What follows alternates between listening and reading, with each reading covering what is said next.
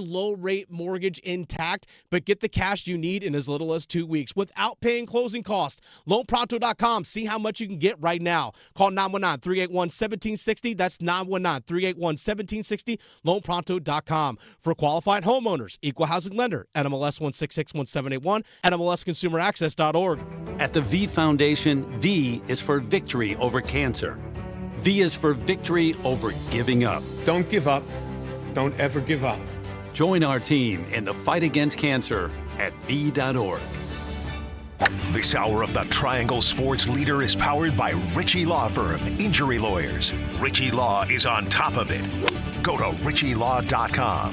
Get in the hole! That's RitchieLaw.com. WCMC-FM HD1 Holly Springs. We have never been at a place like this before. There have been scandals far more serious, but this is a new low in terms of the machinations of the legal system, the NCAA, and all these things. It's just incomprehensible to think that someone was on an NFL roster the other day and he very well could be playing for LSU a week from this Saturday. What can, if anything, the Southeastern Conference do about it? There has not been a puff of smoke from the headquarters building in downtown Birmingham.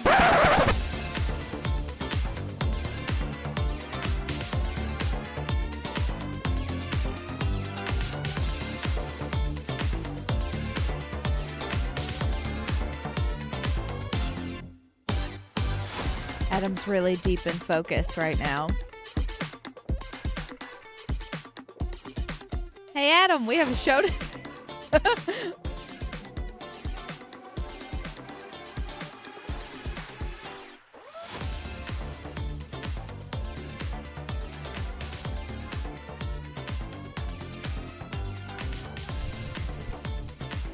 It's the Adam Gold Show. Just took a minute. We're off to a flying start. What's going on, everybody? It's the Adam Gold Show today's Wednesday. Because I wasn't here Monday. Yesterday felt like Monday. We've had these discussions before. Victoria, producing the program. We're on YouTube. Go there. Watch the show if you like. Look, you can see both of us right now. And now Victoria somehow disappeared. Oh, yeah, I'm still here. It's just the gremlins. Sorry about my tardiness. You were deep in focus. I was deep in focus, and I had the volume shut down on the headphones. Yes. So nothing was coming through the speakers. I'm like, all right, good. I got time. Right. I tried to call out to you on the show. Like, I thought maybe I couldn't hear anything. But you couldn't hear anything. Couldn't hear anything. Like, all right, well, let's talk about some MMA. The surefire sign that Gold is not paying attention. All of his, what am I talking about? Yep. Organized violence. How about that? Yep. All right. Well, honestly, I've been deep. When they talk about rabbit holes. Yeah. I've been in one since yesterday at about 5. Oh, from the Dolly News? Yes. Or, no, okay. all. Yes. All, like, I know other people have passed. We've had other big news and whatnot, and we're going to get to all of it today. Yeah, I had no clue the way, the reach, the impact of Dolly Parton. Yeah. No clue. Generations of impact. I saw something very, very I think indicative of what I'm talking about here. In that if you put people in groups. I don't want to put people in groups, but put people in groups. You have this group of people who are alike, this group of people who are alike, and create this giant Venn diagram. Mm-hmm. In the middle is Dolly. They all overlap. Yep. Not everybody loved Dolly Parton, but a lot of people in every one of those groups did. It is unbelievable how many people just worshiped this woman. Yeah. Not to mention the fact that I have read now so much over the last, 12, 18 hours, that how charitable she was. Big time. I mean, She had a heart of gold. her net worth right now in the $650 million range. Mm-hmm. She's given away at least that much Yeah. over the course of her life. I mean, at least that much. So she's built hospitals. She donated money. Hurricane Helene, which ravaged Western North Carolina. Yeah. She donated money. She has several companies. They all matched her individual donation to Hurricane Helene relief. Yeah. Just, I mean, And incredible woman. I had completely forgot about this. He reminded me from our YouTube chat, which you can find us there, and you can comment along with everyone else. And he brought up, and I completely forgot about this, her imagination library. Yes. Like, from a young age, you learn to love Dolly because she cares about the kids. So like, I completely forgot about that. But yeah, that's awesome. I was reading a story online where I forget how many years ago it is, like 30 years or so ago, maybe even a little bit longer, in her county where she grew up in Tennessee. Mm-hmm. She went to a middle school and took 7th and 8th graders and said, pick a friend. Yeah. As if you both graduate high school, I will hand you each $500. At the time she did that, the high school dropout rate was 35%. Wow. That's high. In the next 5 years, it dropped to 6%. Yeah. That's huge. A little incentive, right? Yep. I mean, in the grand scheme of things, $500 is not life-changing. But it was incentive for young people to do,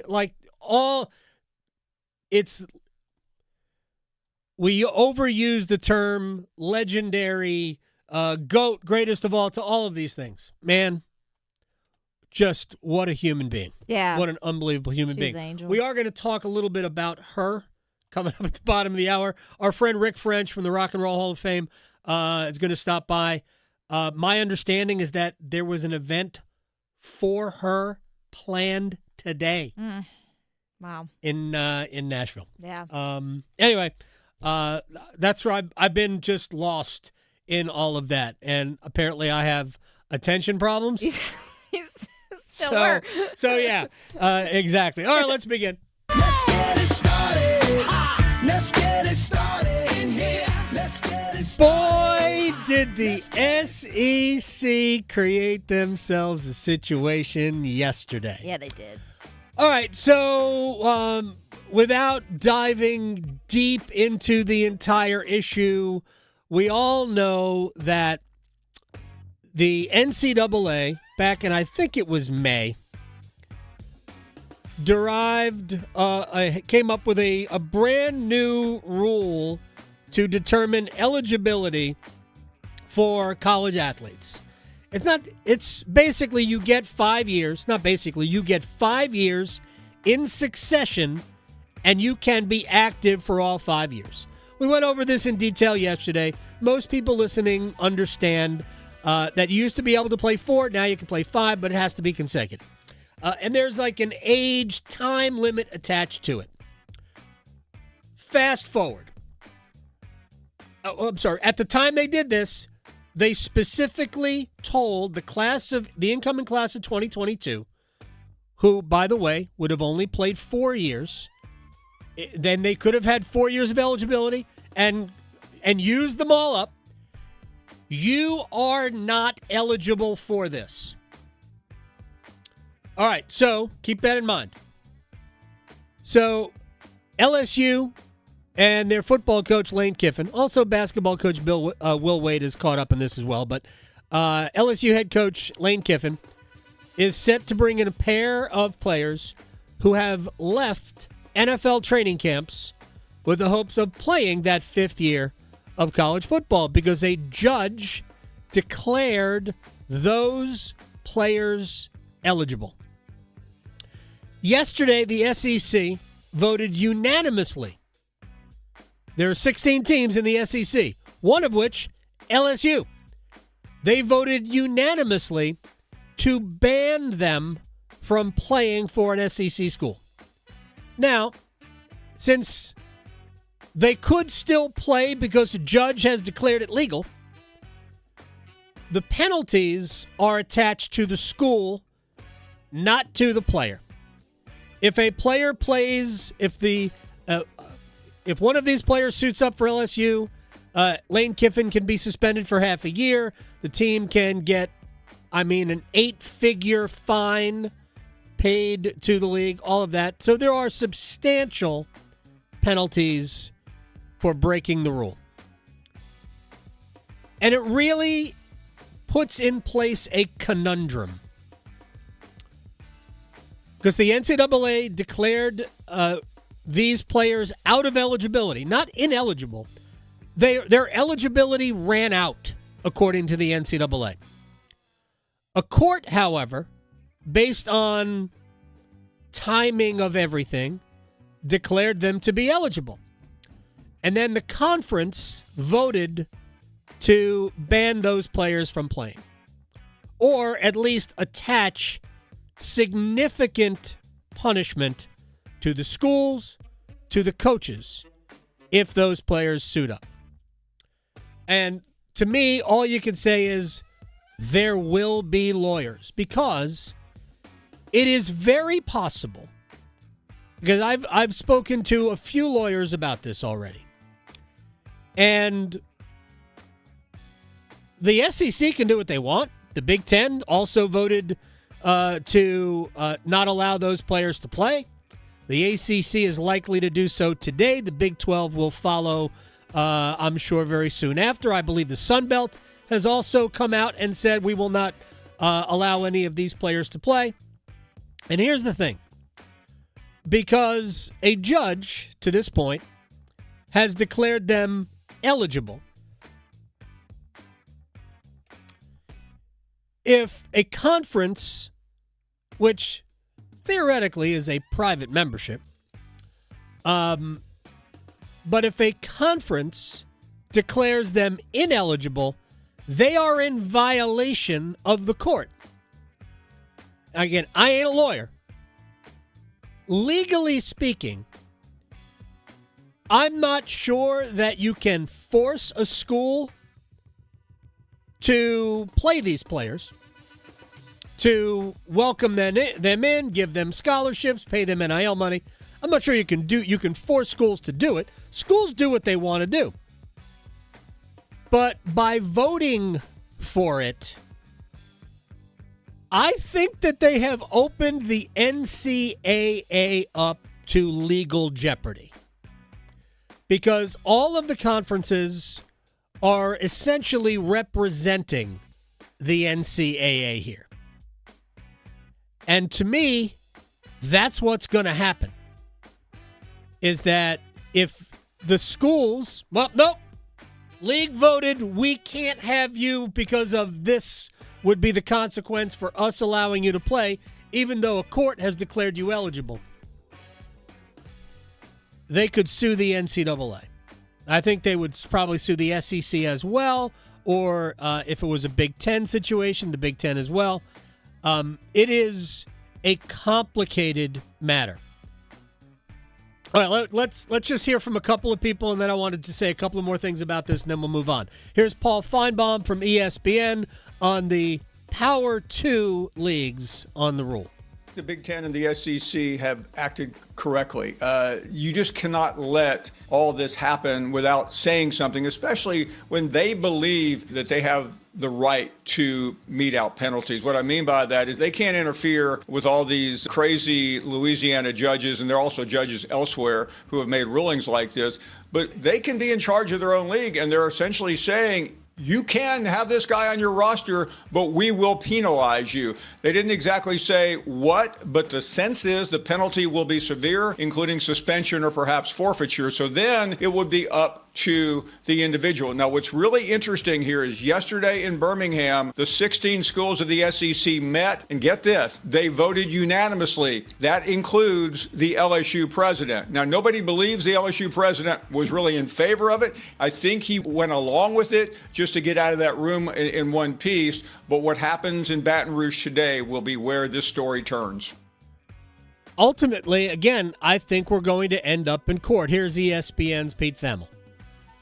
Right now, LSU has 3 such players that were involved in a local state court ruling, which the lawyers will tell you should technically still make them eligible to play. State law obviously trumps conference law. That's Daquan Wright, you mentioned, Xavier Harris, a very good defensive tackle, and then a Notre Dame edge rusher, junior Tuihale Maka, who actually did not ever sign a pro contract, so his situation may be a little different. It's my understanding all 3 of these players are in Baton Rouge, and they are expected to push through the legal process to play. They're expected to likely start practicing with LSU at some point this week. This is not going to be a stand-down situation. The lawyers for these players made very clear last night that they continue to push forward against the SEC, and it creates a fascinating showdown between LSU and the SEC right now. It was a 16-0 vote, but I was told the LSU vote was very sheepish. Well, I'm sure it was, because they know that LSU isn't like an outlaw athletic department. They're going to do what they want to do. Lane Kiffin, there's a story on ProFootballTalk.com that Lane Kiffin actually was the impetus for these players to make this decision. Look, I don't know that to be true or not, but would anybody be shocked? No. All right, and it's not really about what I think is right or fair or legal. We all can see that the optics of this are bad, right? I said this yesterday.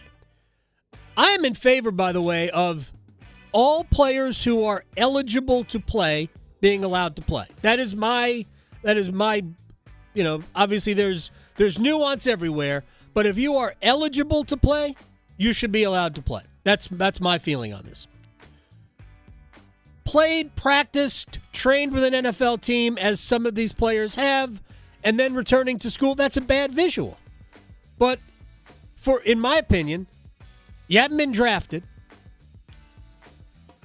Going through an NFL training camp is not being on an NFL team. It certainly has given you the opportunity to play in the NFL.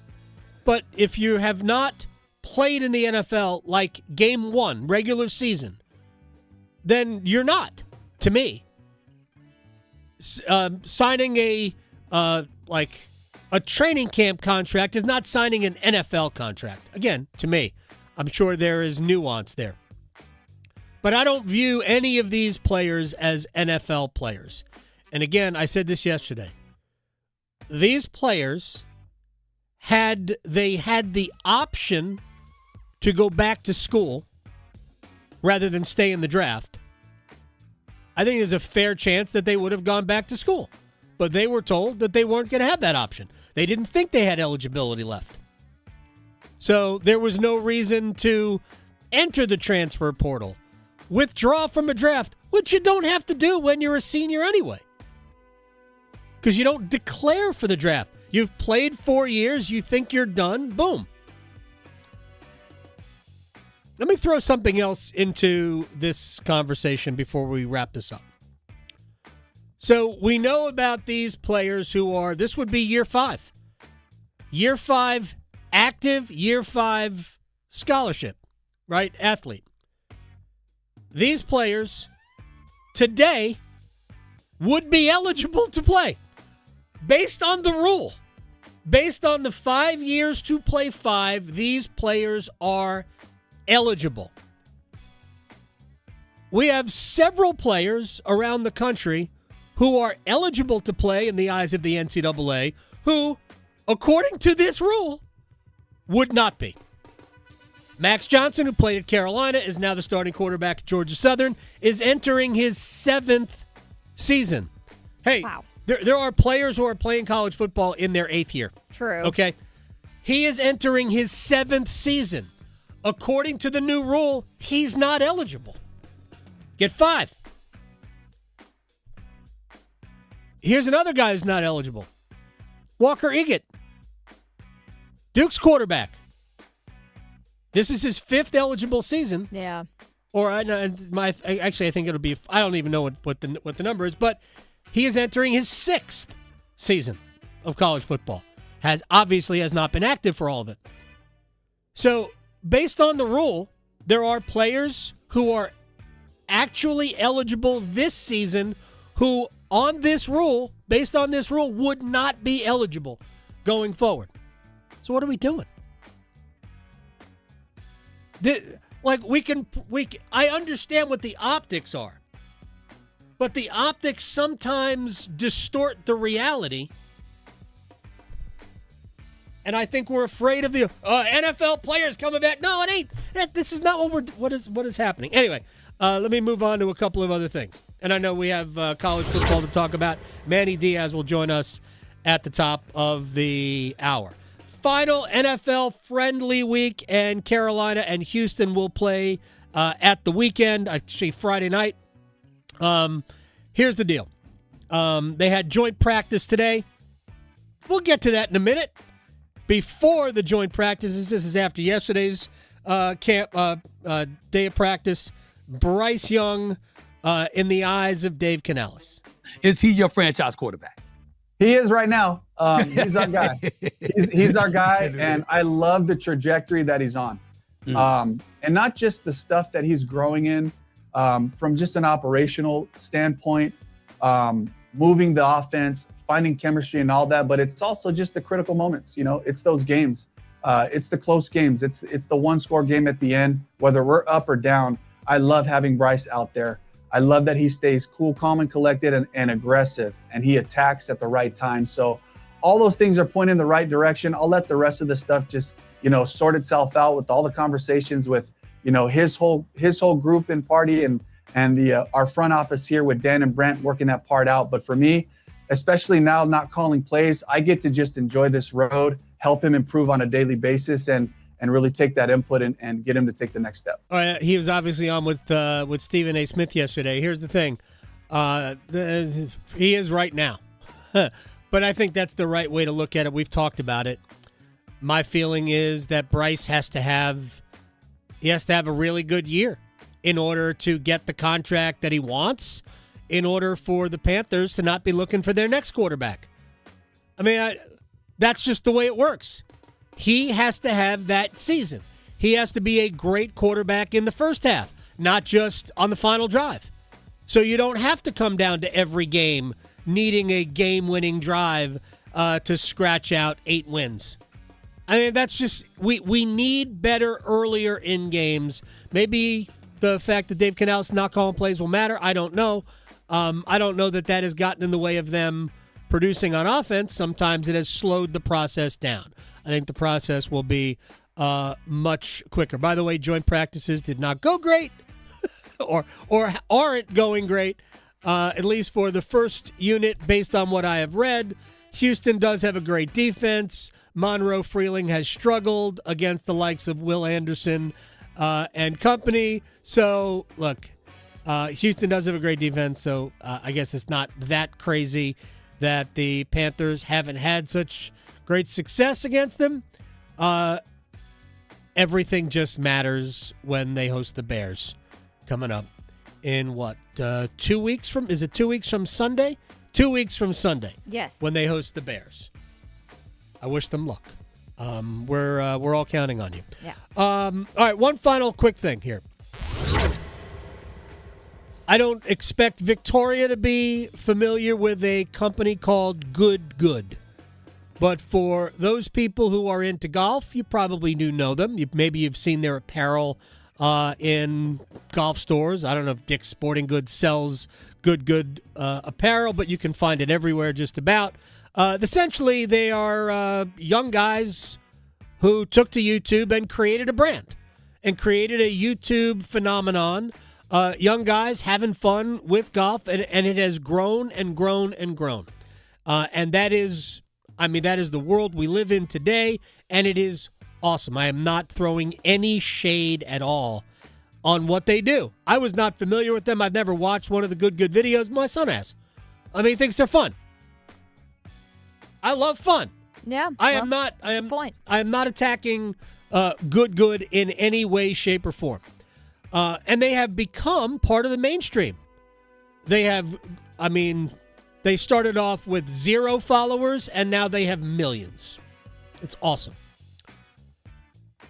But when you become mainstream, and they are starting to become mainstream, For instance, they are sponsoring a PGA Tour event.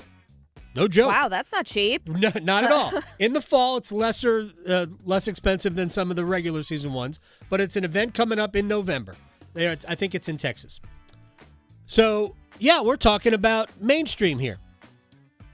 And they did a joint branding with Callaway Golf on a new driver, right? And they put out a commercial. And that commercial, which I'm sure most of you have seen at this point, if you care, or if you spend any time on social media, where a woman is reaching into a golf bag to pull out a golf club. And one of the guys from Good comes running over, and he barrels into her, knocks her to the ground, and then leans over and says, "Keep your hands off my driver. My new driver." It's a joint branded driver, Good with Good and Callaway Golf. Odd. Yes. Yes. Odd is a great way to put it. And it made it actually to television. Wow. Not anymore. Okay.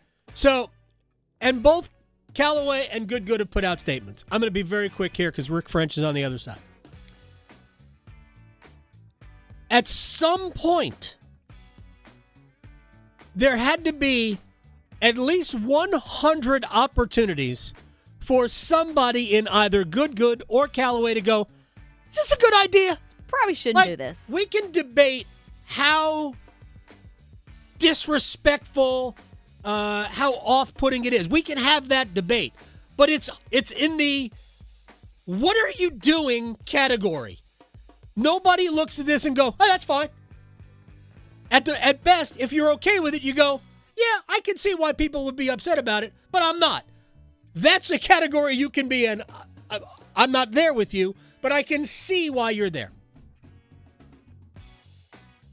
But there is no way that's appropriate for a commercial. And I cannot believe it got all the way up the food chain and was put on television. Yeah.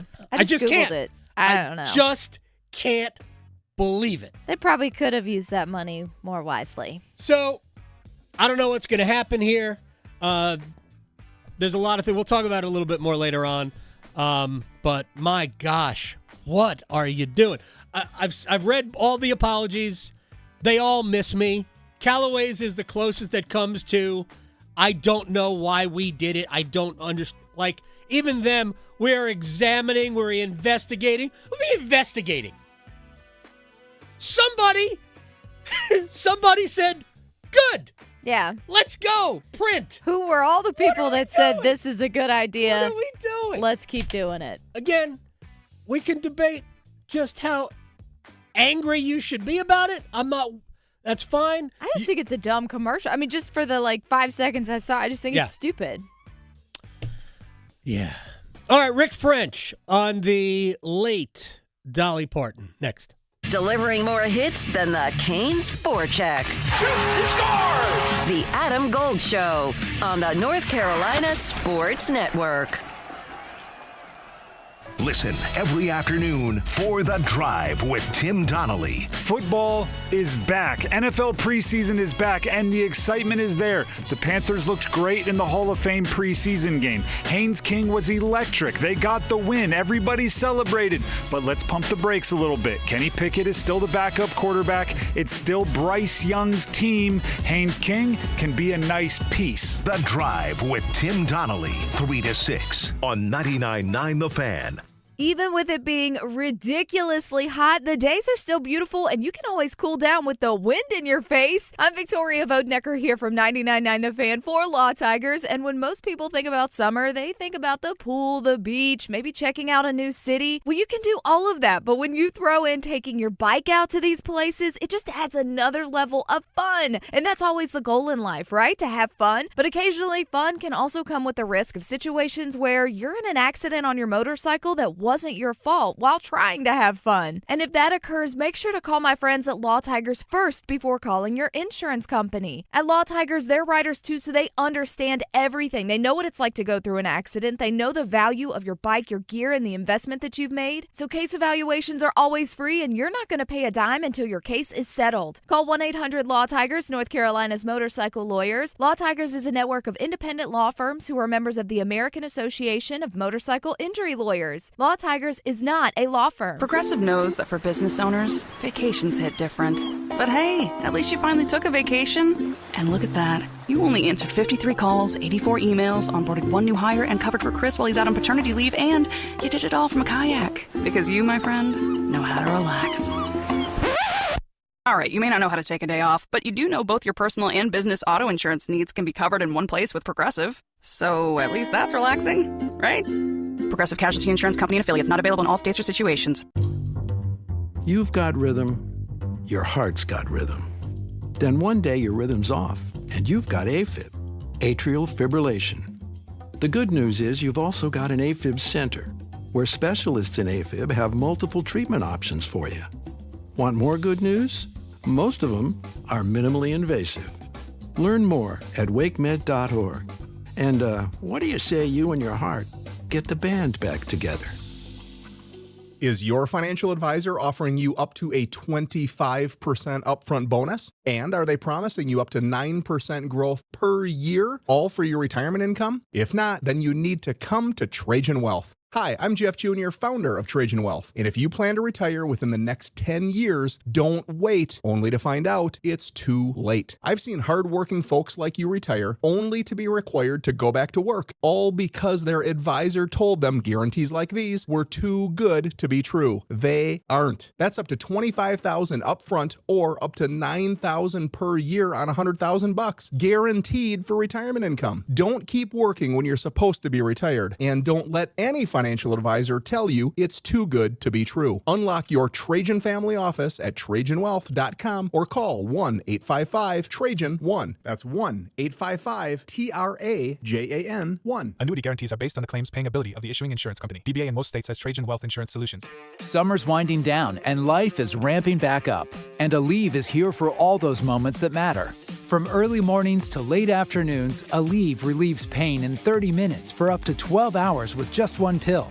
For busy schedules packed with school drop-offs, long meetings, and endless to-do lists, Aleve delivers long-lasting pain relief so you can keep on track. From sun up to sundown, you'll be ready for whatever's next. Feel Aleve. Use as directed for minor aches and pains. This is Adam Gold. I told Tim, who does the afternoon show, I said, I'm about to turn this game around. We need Cheez-Its. So I went to go get magical Lucky Cheez-Its, and guess what? Boom. Period 2, tied it up.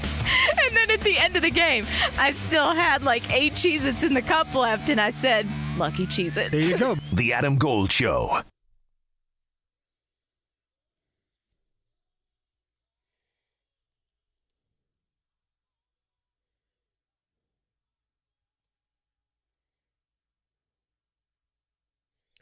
It's the Adam Gold Show. I'm Adam Gold. Victoria on the ones and twos. I've said this, I don't know how many times on the show. Some of the best musical performances you will ever see are at the Rock and Roll Hall of Fame. There's a lot of collaborative work there. I don't know how often, several times a year, watch While My Guitar Gently Weeps with Tom Petty, the late Tom Petty, Jeff Lynne, the late Prince, George Harrison's kid, when Harrison was elected posthumously as a solo act. And it's simply one of the best things you'll ever see. And I love those performances. And 4 years ago, Dolly Parton was inducted into the Rock and Roll Hall of Fame. And the performance of Jolene, she's on stage with Pink and Annie Lennox, Belinda Carlisle, Sheryl Crow, Simon Le Bon from Duran Duran. It is incredible. And what struck me, and as I bring in Rick French, CEO of French West Vaughn, PR firm here in Raleigh, but also on the board of the Rock and Roll Hall of Fame, what struck me about that performance, Rick, was how clearly excited each of the performers were to celebrate Dolly. They just wanted a part of that song. They didn't like. It was just incredible. You could see the energy on the stage. You could. Well, first of all, it's great to be with you, my friend, and even on this kind of tragic discussion of Dolly's career. But yeah, it was an incredible performance, and you're right. The artists in the lead up to that finale were just they were beside themselves at the opportunity to share a stage with her. And some of them at our party the night before were just, they didn't really want to talk about what they were going to do and so on. But there was just a glow about them. And I think that kind of personifies who Dolly Parton was, because if you were in her orbit or aura, you had a happiness. She brought so much energy, positive energy, to everything she did and everyone she touched. It's a sad day that we've lost a true national treasure. And for people like me, and I don't consider myself that different from most people, I mean, I had no clue what kind of impact she had across not only the musical spectrum, just the American spectrum, how many lives she touched positively. She basically everything she ever did was with a positive bent. There's no negativity surrounding Dolly Parton. I mean, the rabbit hole that I have gone down today stretches back 50 years of television appearances. Are you specifically in Nashville? There was supposed to be an event today, correct? Yeah, my firm had the great fortune of being selected by Dolly and her team to help rebrand East Tennessee Children's Hospital. And we announced the rebranding to Dolly Parton's Children's Hospital several months ago, but today was the scheduled ribbon cutting and official unveiling. And so I have a team of people in Knoxville who were preparing for this. We learned a couple days ago that Dolly was unlikely to be able to make it, but she did tell our team and the hospital CEO that if there was any way she could be there, she was going to be there. So we were managing expectations with the national media and the governor's office and so on about her attendance, but our hope was that she would be able to make it because she was so committed to this project. And then, unfortunately, 24 hours before, here we are. Rick French, Board of Directors, Rock and Roll Hall of Fame, is joining us here on the Adam Gold Show. Now, she didn't want to go into the Rock and Roll Hall of Fame. She didn't consider herself a rock star. She thought that was for rock music. Walk me through the lead up to her going into the Rock Hall and maybe convincing her that she belonged. Yeah, it was funny because her initial reaction, as you rightly point out, was that she did not see herself as rock and roll or deserving of that honor. But what we explained to her is, first of all, the ballot was already out for consideration, so we couldn't pull that back. But we explained to Dolly that rock and roll is a big tent, and the roots of rock and roll were really born in country music and R&B. Yeah. And when she thought about that for a second, she said, well, you know what? You're right. And we took her through it in that, and she said, okay. And then when she was elected, which was no surprise to any of us, I think every one of us who had a ballot still voted for her despite her initial reaction to it. She embraced it so thoroughly and was so proud to be elected to it. And then, as you probably know, not only did she give us a performance of a lifetime at the induction ceremony, but she went on and produced a cover album of rock classics. And she completely leaned into the idea of being rock and roll. And that's just who Dolly Parton was. She embraced everything she did in life fully. Everything she touched was positive. And by her doing that album with so many other rock and roll icons, we're happy to contribute to it and be part of it or lend their songs to it. And she just had this positive aura and light around her that, I think we all would like to live that way. Rick French, Board of Directors, Rock and Roll Hall of Fame, is joining us here in the Adam Gold Show.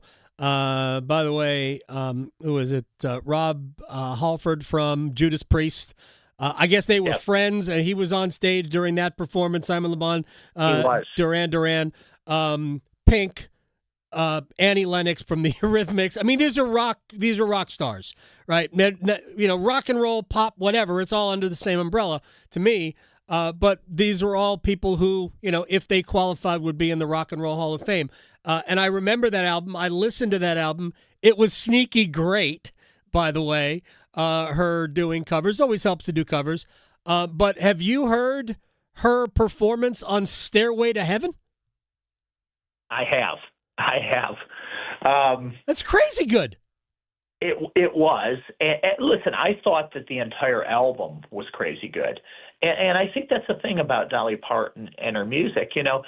She saw herself as a country artist because she was born of such modest means and dirt poor, and country was her influence.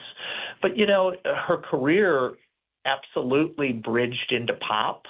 When she got into 9 to 5 and into ballads like I Will Always Love You. And, Jolene is obviously one of the all-time great songs of any genre. But she touched so much bluegrass. If there was a genre that she could touch, she did it. And even though, maybe the only one that within our sphere we would say maybe she didn't bridge into was rap. But, it was funny at the at those inductions because Eminem was also being inducted. And she wrote him a very personal letter about wanting to meet him and how he influenced her and some of what she was working on, and just wrote that note. And, just like with her literacy project and so on, she wrote handwritten notes to everyone. And she did it in sending out those books to children. She was very genuine, and I think she knew the power of a few words from her could create such a positive impact for people. And, that's, I think it's just tells you a little bit about how unique she was across such a broad spectrum of people that she touched, including her musical abilities and so on. And that's why within the Rock and Roll Hall of Fame, we felt like we had to honor her. And even when she had that initial reaction, we weren't going to take her off the ballot. I read the letter she wrote to Eminem because it was all over social media yesterday. And when she said, I don't want this to sound weird, but I feel a connection to you, even though we have never met. She personalized that. It clearly impacted Eminem. I know I saw his statement as well. But man, it was you couldn't find two people on further ends of the spectrum, no? No, you couldn't. That's very, very true.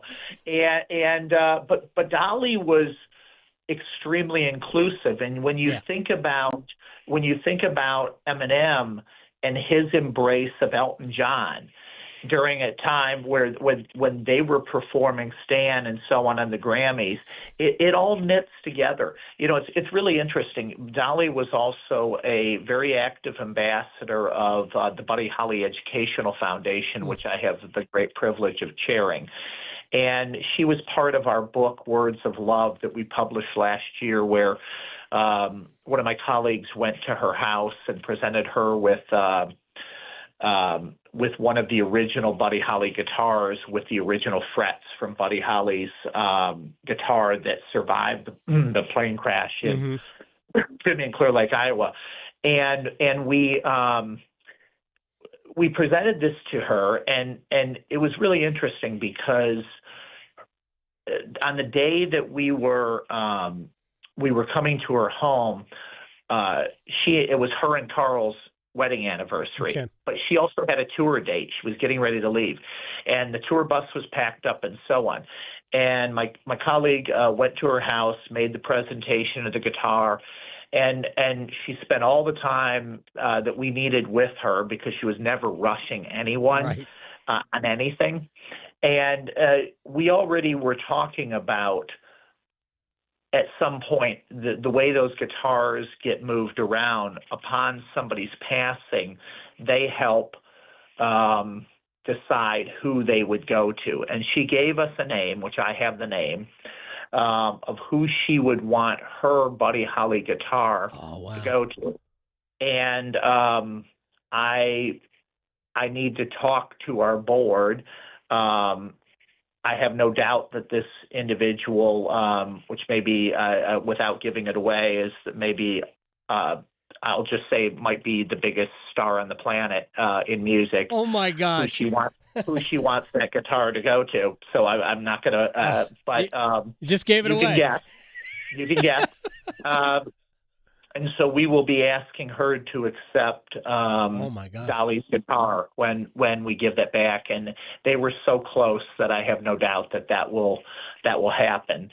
It's just one of the ways that she wanted to pay it forward. And some of our artists don't have someone selected, but Dolly had someone very much in mind that she wanted to have it. And so that's next for us in the foundation's work. Rick French, Board of Directors, Rock and Roll Hall of Fame CEO, French West Vaughn here in Raleigh. I appreciate your time, sir. Love catching up. Thanks for squeezing us in today. Can't wait to talk to you next. Happy to do it, my friend. Thank you for having me on. You got it. Rick French here on the Adam Gold Show. All right, we got one-timers on the other side. You can ask me anything you want. I'm sorry, yesterday when I went down the rabbit hole, I was gone. Yeah. I was gone. As impressive a human being as we have had. Unbelievable. All right, go to YouTube. Adam Gold Show or 99.9 The Fan. You'll find us. Chat box, right-hand side. Ask your question there. Next. Because your fantasy football team needs all the help it can get, the Adam Gold Show on the North Carolina Sports Network. Did you know that the rechargeable batteries inside of items we use every day like mobile phones and power tools should not be disposed of through your trash or recycling? These batteries can spark dangerous fires in garbage trucks and at recycling facilities. There is good news. In North Carolina, it's easy to dispose of your devices safely. Learn more about lithium-ion battery disposal and find your closest device drop-off location at batterysafe.nc.gov. That's batterysafe.nc.gov. Remember, skip the bin, turn your batteries in. Turning 65 soon? Navigating Medicare can be overwhelming and confusing, but you're not alone. The NC Department of Insurance SHIP program can help. SHIP counselors can help you understand Medicare benefits to make your best choices. Visit ncship.com or call toll-free at 855-408-1212. SHIP provides free, unbiased help in all 100 counties. Project supported by grants from the Administration for Community Living. Contents do not necessarily represent official views of, nor an endorsement by ACL, HHS, or the U.S. government. Your child's doctor shares your goals, a healthy future for your child. Doctors recommend vaccines throughout childhood because they protect what matters most: your child's future from preventable disease and serious illness. Discuss any questions you have and check that your child is up to date and talk about any concerns. You're right to have questions. Get real answers. Start a conversation with your doctor today. Visit vaccinesforkids.nc.gov. Paid for by NCDHHS. As parents, we have a million things running through our minds. Playdates, checkups, groceries, laundry, diapers, work, carpool schedules, picture day, swim team, did we mention diapers, birthday parties, meal prep, lost permission slips, dentist appointments, and the dog that still needs to be walked. So it's easy to make a mistake. Oh, I forgot birthday candles. Sit tight, hon, I'll be right back. We say we'd never put our kids in danger by leaving them in the car alone. Oh, wait, since when are candles not on the baking aisle? But never happens. and temperatures as low as 60 degrees can be deadly for children left behind. So always bring them with you, and every time you park the car, stop, look, lock. Brought to you by NHTSA and the Ad Council.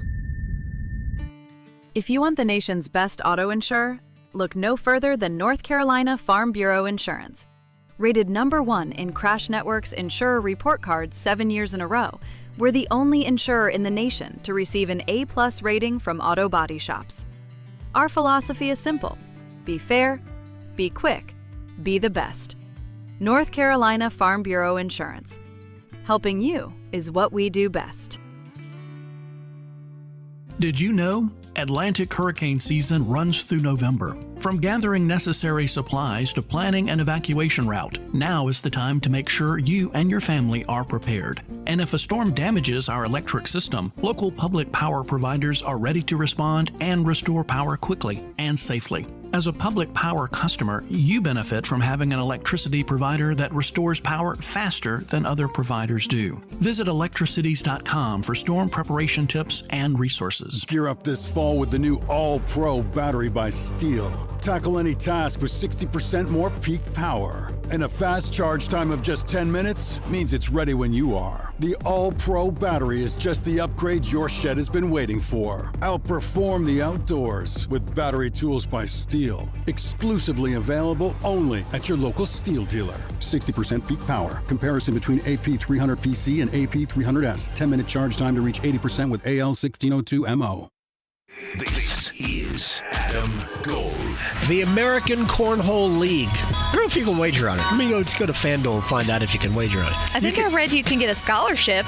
Kids in high school can actually get scholarships for cornholing. Who knows? I don't know what the technical term I'm just not going to say anything. The Adam Gold Show.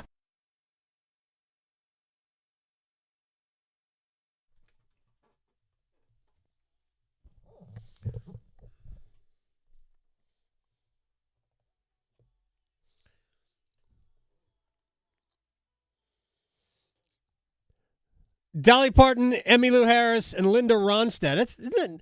Did she write this song, or did Neil Young? It's a Neil Young song. I think it's a Neil Young song. Or did she write it and Neil Young sang it? That's a good question. She wrote over 1,500 songs. Mm-hmm. What? That's the thing. That's one of those rabbit hole things that you could go down, is just to see how many songs she made, but other people sung. Like Whitney Unreal. Houston. Yes. I Will Always Love You. I didn't know that was hers. That's amazing. All right, we got a lot of stuff to do. Manny Diaz, Duke head football coach, top of the hour. He will join us. They do not play in week 0, which is probably why he's going to come on today, since otherwise they'd be super busy. Right now it's one-timers.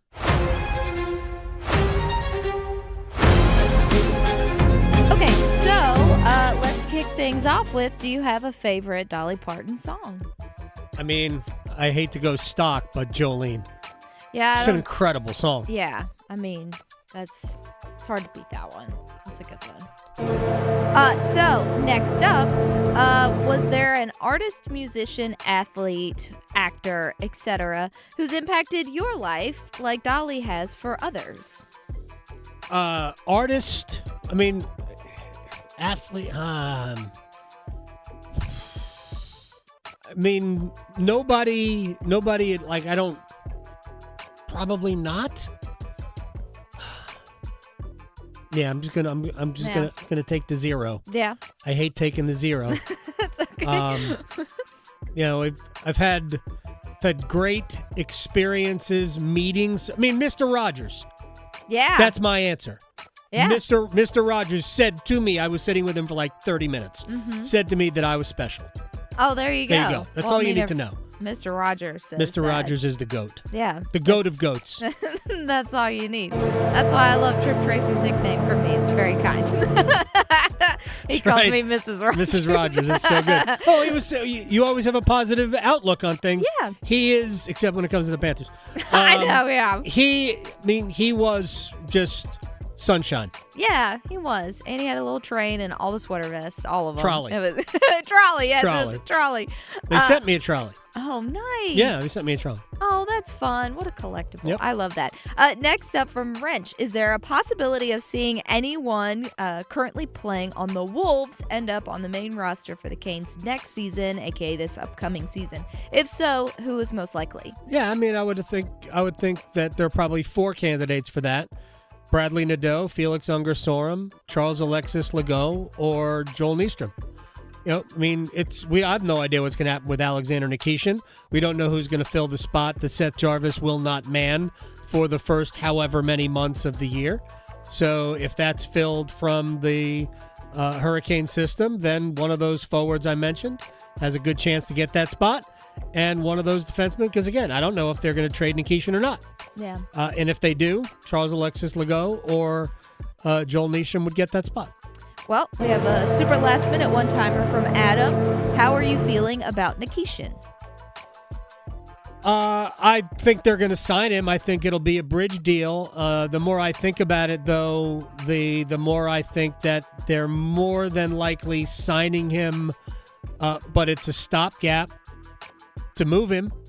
Here's the thing. I know people, you always see what you want to see. You want to believe. He had a good regular season. He was defensively hit or miss, but he had a good regular season. Set records for, goals and points by a rookie defenseman. It's awesome. He had a poor postseason. They got away with him playing the way he played in the playoffs. And I'm not judging him based on that, but they can't, in good conscience, give him the contract he wants based on what they saw in those high leverage moments. So we'll see what happens. I think they're going to sign him. I think they're essentially buying another look, but I wouldn't be surprised if they sign him to move him. Manny Diaz, next. Still arguing whether hockey or golf has the tougher dress code? The Adam Gold Show on the North Carolina Sports Network. Excuse me, you think you could spare a square? Sorry, what? A square on your smartphone. Oh, yeah, for the 99.9 The Fan app. Exactly. Listen to your favorite hosts, teams, and live sports action. The Carolina Hurricanes are the best team in the NHL. They won the 2026 Stanley Cup.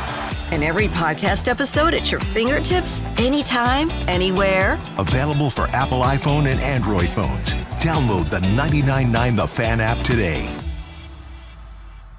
Hi, friends. This is Mark Pons from Chapel Hill Tire. I get it. You don't wake up excited to schedule car maintenance. Between work, school, family activities, and everything else life throws your way, it can be tough to find the time. That's why I'm excited to share that our University Place and Crabtree locations are open Saturdays from 8 to 5. Now you'll have one more option for taking care of your vehicle. Schedule your Saturday appointment today at chapelhilltire.com and drive happy.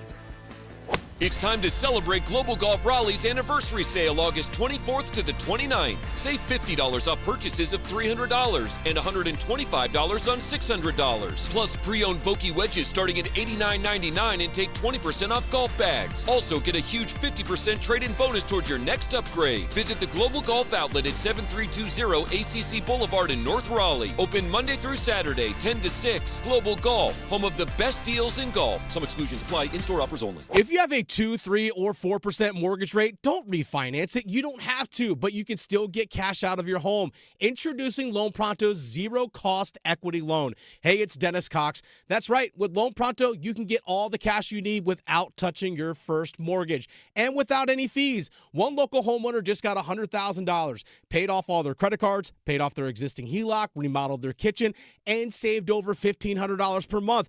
It gets better. There's no hard credit pull up front, usually no appraisal, no long drawn-out process, and listen, no closing costs. You may be able to even skip your next 2 house payments. Call Loan Pronto now. Leave your low-rate mortgage intact, but get the cash you need in as little as 2 weeks without paying closing costs. LoanPronto.com. See how much you can get right now. Call 919-381-1760. That's 919-381-1760. LoanPronto.com. For qualified homeowners, equal housing lender, NMLS 1661781, NMLSConsumerAccess.org. Rev up your summer at the Make This the Summer event going on now at John Heister Chrysler Dodge Jeep Ram in Lillington. Grab summer adventures when you drive home a brand new 2026 Ram 1500 for 20% off. Excludes RHO. See dealer for details. Or expand your options for off-road exploration with a new 2026 Jeep Gladiator. Save 15% off during the Make This the Summer event. Plus, get 2.9% financing for 72 months. So get off your keister and get to John Heister Chrysler Dodge Jeep Ram in Lillington today. At the V Foundation, V is for victory over cancer. V is for victory over giving up. Don't give up. Don't ever give up. Join our team in the fight against cancer at V.org. Tomorrow starts tonight. The energy you have, the patience you show your family, the focus you bring to work. It all begins with sleep. I'm Megan Giggling with Parkway Sleep Health Centers. If you've been putting off getting help because you thought it would take months, Parkway is different. Most patients start care within weeks, not months, with convenient virtual visits and home sleep studies. Because life is better when you sleep well. Parkway Sleep, your fastest path to better sleep. Start today at parkwaysleep.com. Sound sleep, sound health. I'm attorney Brian Ritchie. Getting hurt in a car wreck comes with all kinds of stress and frustration. But when you call me, I'll be on top of all of it. So all you need to worry about is getting better. If you've been injured in a car wreck, I'm on top of it. Contact us at ritchielaw.com. Broadcasting live from the Eagle Leasing Storage Studio. WCMC HD1 Holly Springs. 99.9 The Fan. The Triangle Sports Leader. Kiffin is arguing that the SEC should make this ruling from this moment on and allow everybody else who is already into the system remain. I don't think they will do that. I'm pretty sure they won't, but that's going to be the argument. And to put it mildly, what time is it? 9 o'clock in the morning in Baton Rouge. The courts are open, and I promise you guys, there are lawyers waiting on the doorsteps to file injunctions. It's the Adam Gold Show. I am Adam Gold. So here are the penalties. By the way, you can follow the show on YouTube. You can watch it. Go to YouTube, search Adam Gold Show. Manny Diaz, Duke head coach, will join us in a second. Here are the penalties if a school in the SEC or the Big Ten, which have already voted and passed rules banning these players from participation. Players come back from the NFL, training camps and preseason games and whatnot. Half-season suspension for the head coach. SEC voting privileges revoked. This is the SEC. And I think the Big Ten has done the same thing. Revoked on business matters for that school. 50% of your sports annual operating budget. That's a fine. And then the league retains the right to levy other penalties by either the commissioner or the SEC presidents or chancellors if necessary. Those are steep financial fines. Doesn't hit the player, but in kind of way it does, because your participation is the cause of it. Just waiting on we're all set. Here he is, Manny Diaz, the head football coach at Duke, joins us on the Adam Gold Show. First of all, apology for missing you at ACC football kickoff. Enjoy our conversations. How was because I don't think I've spoken to you in a minute. How was your off-season, champ? We won a Stanley Cup here.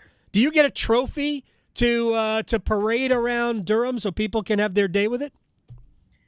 It's not the Stanley Cup, unfortunately, but it does have a nice resting spot at the front of the Yo Football Center.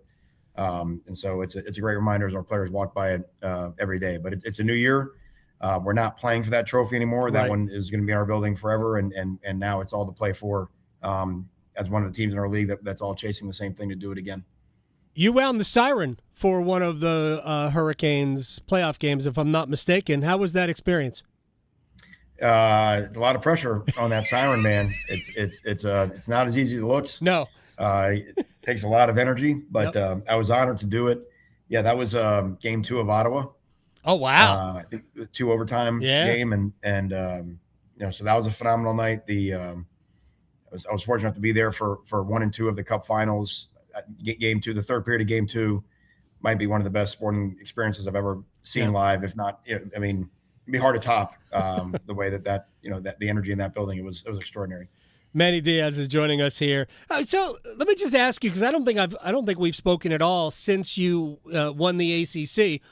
With everything that happened after it, not getting a bid to the college football playoff in spite of being the champion of the Atlantic Coast Conference, obviously what happened with the former quarterback, who I'm conveniently forgetting his name now. How was the off season? It didn't put a damper on winning the title, but it just became a very weird, next few months after winning that. No. Well, Adam, college football is really weird. Yeah, well, it's true. So that's unavoidable. But it's interesting. It nothing diminished what we accomplished a year ago, but at the same time, winning the ACC once wasn't really just the ultimate goal of the program, as if we've arrived. In a weird way, I would argue it almost happened earlier than expected. We're still trying to build to be in the mix every year, where you put yourself in contention for trophies. And like I said, the way that it worked out, we were able to claim a trophy a year ago. So it's not in a way, instead of it being bittersweet or whatever in the aftermath, it's like, okay, like we build again, because it was never about just winning it once. It was about being in the mix year after year, where that's something we can contend for, and be in the mix for, no matter whose names are on the back of the jerseys.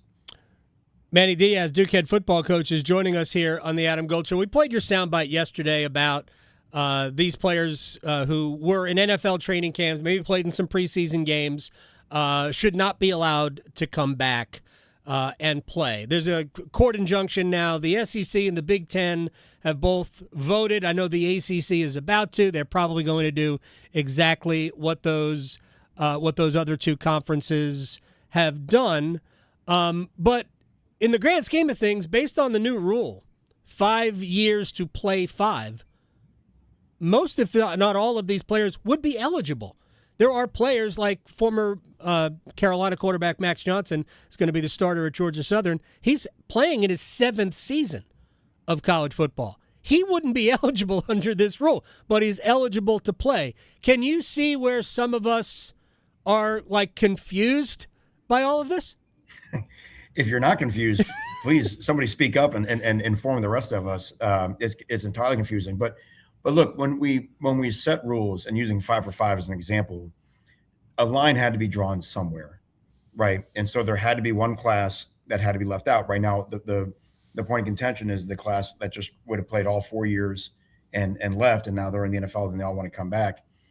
If we had said, you know what, you're right, that's a fair statement, we'll let you back. Well, to be honest, the kid that played 4 years in the 1980s, in theory, could argue that he has a right to a 5th year to come back. And so everything. And then, by the way, if you're in a pro training camp and you get cut and you can come back, well, why can't a guy that played 7 years in the NFL that went out of college only 3 years can't come back? I mean, that's what happens, right? Once we have gotten to this point, because we have allowed exception after exception, and wisely the people who charge by billable hours have figured that out. And then what you can do is you can use exceptions to set precedent. And that's why we're almost in a lawless profession. And so, at some point we've got to get a hold of that, and whether that's the conferences setting rules, like you mentioned, if it can't happen, with one umbrella that we can all fit under, and that's what we have to do going forward. And unfortunately, listen, someone's gonna have to be disappointed. And I hate to say it as a coach or as a parent or anybody, but we can't give everybody ice cream every day and make everybody happy. And it is what it is. And that's life. If you want to prepare people for the real life, you better understand it's not fair, and you better get used to disappointment. And that's, look, to set the rules, we have to set it. Someone's going to have to feel some disappointment. And I'm sympathetic to that, but it is what it is. Manny Diaz is joining us here on the Adam Gold Show. How is Nate Shepard not on the Doak Walker preseason watch list? Doak Walker's not watching very closely, obviously. Doak's got to get his eyes checked. Listen, I mean, he'll be on the next one. But here's what I would say. Remember last year's preseason Doak Walker list? No one does. Of course. We talk about these lists. Yeah. No one knows. I bet no one can even name who won the Doak Walker trophy a year ago. Not to, no disrespect intended, but so, this time last year, I don't know anybody, even Harley in our building, knew that Nate was going to do. We knew he was talented, but what he did a year ago was certainly extraordinary for a true freshman. What I'm excited with Nate is that it's good for a lot of times freshmen will fall in the trap of it was easy as a freshman. I don't really have to work that hard as a sophomore. He's really gone the other route and has really pushed himself. And I really think he's a better player than he ended the season a year ago. And I think he ran for about 160 in the Sun Bowl. So that's exciting for us. And obviously, we've got to get him the ball and feature him in a way where he can affect winning. How does Walker Eget, what are your expectations for him? I mean, he was certainly good at San Jose State, but what are your expectations for him? And, I mean, I know you've named him the starting quarterback, but are there other people that you're going to see at that position, you think, injuries aside, are there other people that might enter the picture? Yeah, I mean, you're going to do from a game plan standpoint whatever's best for us to win, and we do believe that Dan Mahan can affect winning in a positive way for us. So, that's for us to figure out here in the next couple of weeks and week to week. As we get into what's best to beat each opponent we play, what Walker just needs to do is just conduct the offense. It's really fascinating. We showed our team this before training camp. We've won 9 back-to-back years at Duke, 2 different quarterbacks, 2 different style of quarterback play. The system was at SMU prior to that with Coach Brewer. They had 2 different styles of quarterback, 2 extraordinary seasons, the 2 years there. And then we were at Miami with Rhett Lashley the 2 years. We had 2 different quarterbacks those 2 years. So it's really been 6 different quarterbacks in 6 years. This will be the 7th different quarterback in 7 years. All have had massive success. All have put up gaudy numbers, all over in the mid-20s plus and touchdown passes on the year. So, I think there's a formula, there's a script, you know what I mean? And, it's like adding the next, drummer to Spinal Tap, man. Just learn the music and come in and just play the beat, man. And it's been a pretty good song so far. Manny Diaz is joining us here on the Adam Gold Show. There's no question. And you were not here for this, but I go all the way back to when David Cutcliffe became the head coach, and he had a dream about what this program could be. And the bar just keeps getting raised, and you're a huge part of that. But the game is so different. The mechanisms of the game, not the sport, but the game is so different today with what you have to play in terms of NIL and the portal and all of that. How does Duke compete with the top level of the sport? Because I know that's your goal. You're not going to accept let's just make a bowl game. That's not what you're about. So how does Duke compete? Well, let me say a couple of things on that. One, there's no 2025 ACC championship without David Cutcliffe. And what he did to get Duke football turned around, Mike Elko to give it another shot in the arm, and then to give us a platform to chase the success that we're chasing right now. But I would actually argue, Adam, that what has happened now in a way benefits us that with the current state of affairs that Coach Cut didn't have. And what I mean by that is in the portal era, you're just really focusing on that more so than the NIL piece of it. We can offer something really unique here, and we can actually offer something really elite here. And that attracts a certain type of young man, that attracts a certain type of family that doesn't just want to come to Duke, but they want to stay at Duke. And in a time when almost everybody in the country, their roster is really year by year, we think we have a chance to really develop guys. We have a chance to do it in an old school way and have an outstanding weight room culture and guys that get better in year 2 to year 3. And I think a lot of the guys last year's team was the proof of it. I mean, a lot of the core guys that were on that podium in Charlotte came to Duke when Duke was 3-9. And they were the ones that stuck it out. Why? You know what I mean? They had some of those guys had 3 different head football coaches. The star of the show is that logo over my shoulder. It's Duke. And that's what attracts people. That's what pertains to people. And the university and their commitment to football, I think, has helped that. And that gives us a platform to continue to chase excellence going forward. All right. I know you have something else coming up, so I'm going to ask you for just like 1 minute. Give me your view. Forget about all of the craziness and the chaos about eligibility. Is the sport of college football, what we see on the field, is that better than it's ever been? Well, I think I know what you're asking. It's really good. There's a real big trap. I get really nervous at the people that just say the game's as good as it's ever been. Don't worry about the problems, because here's why, Adam. What I'm worried about is that the cost is going to come back to the consumer. It always does. It does in other sports. Yeah. And we laugh and we say, oh, yeah, out of this, out of that, they'll always find a way to make it sustainable. The way it gets sustainable is that the people who have been paying their hard-earned to come to games have to pay more. Yep. And that's not right. And you saw what the tickets were. Shoot, talk about the Stanley Cup playoffs this year. If you saw the World Cup this year, we're going to price our fans out of the thing they love the most. This is not a pro sport. This is college. People that have been coming to games because it's a generational thing. If we're not careful, we will screw that up. And if we don't have that, in my mind, we have nothing. Manny Diaz, man of the people, head coach at Duke. Good luck against Tulane in a couple of weeks. I look forward to watching you guys play, and I look forward to talking to you again.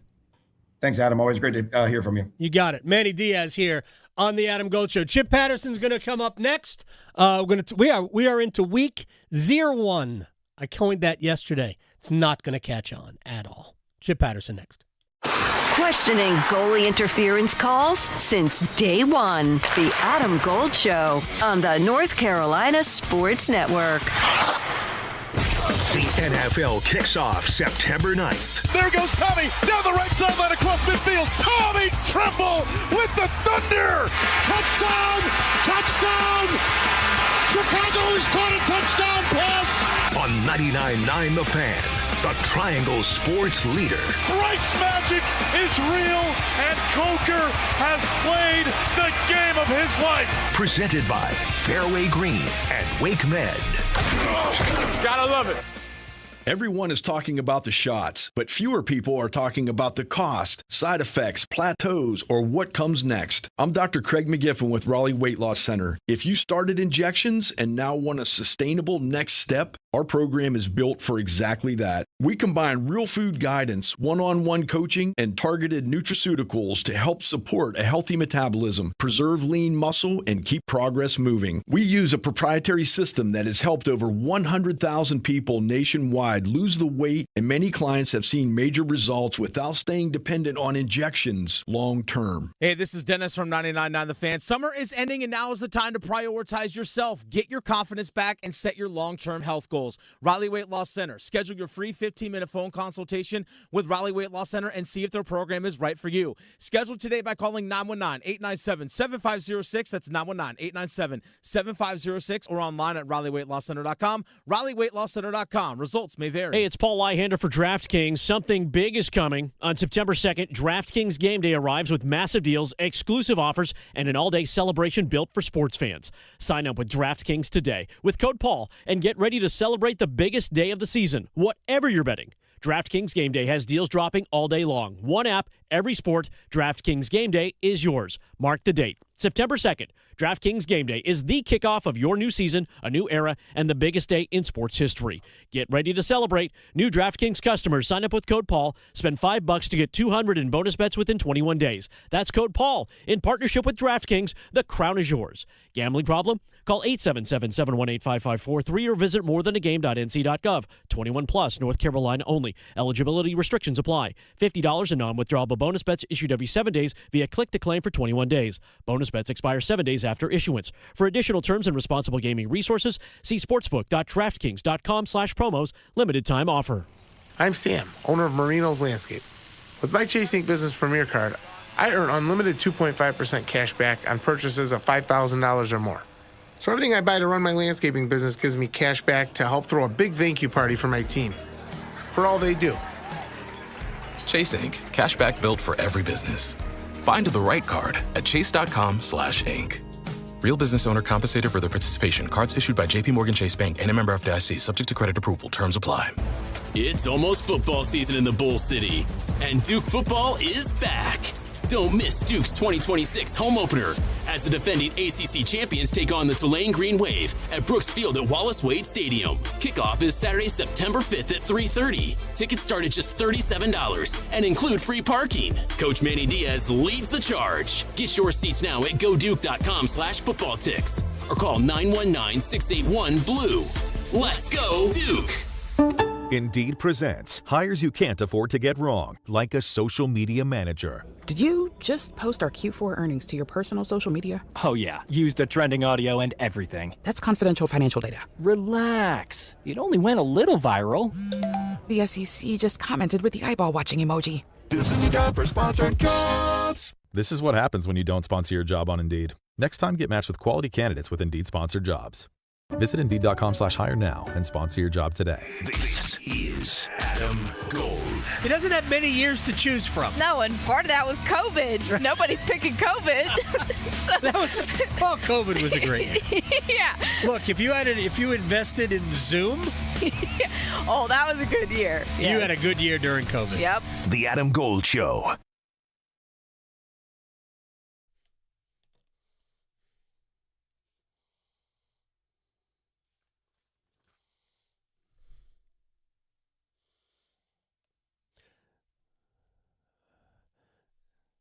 It's the Adam Gold Show. Dolly Parton singing Stairway to Heaven is next level.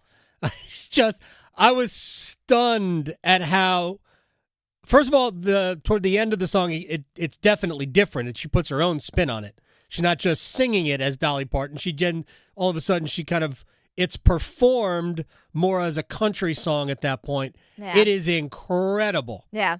Our friend Al Hood, he even said something about she did Shine from Collective Soul. Oh, really? It is really good, actually. Well, I listened. The rock album is actually very good. Yes, she did really well with that one. She did that because she went into the Rock and Roll Hall of Fame. Yes. Wild stuff, which means that Chip Patterson will have to produce his own rock and roll album to get in the Rock and Roll Hall of Fame. Chip Patterson, CBSSports.com, moderator, Cover 3 podcast.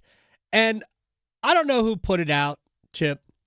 The top. Oh no, we're not going to talk about the list. No. We're talking about Dolly because I need to back up Victoria. What I have done, and this is the thing that I've learned with Twitter/X, the Bird app, the Everything app, is that while some people call the For You page a cesspool, you can fine tune by your likes and your reads. And so people who call it a cesspool don't realize they're telling on themselves because it learns from what you're clicking on and what you're reading, and then it feeds it to you. Okay. So for example, in the month of May, April, May, everything is Carolina Hurricanes and golf swing tips. That's all I've got on my For You page. College football gets quiet. NCAA tournament's over. It's just golf and hockey. That's all that I've got. Now that is not the case. I'm getting, fall camp updates and lots of different college football stuff. Fiorentina celebrated their 100th anniversary, getting a lot of cool fireworks celebration photos over the Ponte Vecchio from earlier this week. But I have, in the last 24 hours, finally tuned to just get nothing but Dolly content. It's just the tributes, the performances, just the interviews, all of it. Like the Dolly and Johnny Carson. I'm taking it all, and it's all exactly the way I want to celebrate one of our finest Americans in modern history, if not ever. And so I wanted to back Victoria up. The Collective Soul Shine cover from Austin City Limits in 2001 is incredible. And I don't know, I haven't heard the Stairway to Heaven, but that's one of those, one of the great skills of a head coach at the college football level is not just your ability to teach the game to kids, not just your ability to recruit, but also your ability to make good hires and also coach the staff. Dolly's choices for the musicians that she had around her were always exquisite. So that anytime she took on any cover, not only is she giving it her own, but she is doing so with the most supreme musicianship around. And so I'm sure that when they land the plane at the end of that Stairway cover, it is just, it is going to be mind blowing in a Dolly kind of way. It really was. I was RIP stunned. to a legend. I'm more than happy to spend time celebrating that and not silly internet lists. Adam, you never want to be the Twitter main character for the day. That is like, and that's the thing, is to be on that list, you have to be willing to be Twitter's main character. I co-host a podcast with 3 other hosts who relish being Twitter's main character. That ain't my job on the team, Adam. I appreciate that's not my job. I appreciate that Tom Fornelli, who was number 1 on the list, put out his own list and had you number 2. Like, you should have been number 1 on his list, but that's another story altogether. Chip Patterson is joining us here on the Adam Gold Show. Real quick, right now, my For You is all there's still, I got hockey stuff in there. A ton of Dolly, a lot of, too much golf. A lot of, is it Phil Pritchett? Yes. Keeper of the Cup? Yes. Yeah. A lot of him. Why do I know Phil Pritchett? Because I get Phil Pritchett content mainlined into my eyeballs everywhere he goes. A lot of that, but also a lot of Liverpool's failed attempts to sign a winger. I'm sick and tired of that. I got to move on from it. All right, let's get to. I want to start maybe a little bit down the table, if you will, in the ACC with Chip Patterson. We spoke to Roddy Jones yesterday, and I asked him for kind of a surprise team in the ACC, and he said Clemson. So cheeky answer. I mean, they were not ranked. He's right. If you want to buy the stock that they're going to bounce back, ain't nobody. Clemson football stock has not been this low in 16 years. Yeah. So if he's going to buy in on it, then did he say anything about Tate Reynolds maybe winning this starting job? He the quarterback? I don't know. No, he did not. But he mentioned they have the in terms of in the Atlantic Coast Conference, best wide receiver. Best defensive end, best linebacker, best cornerback. I don't know. I don't know who those people are. I know Wesco.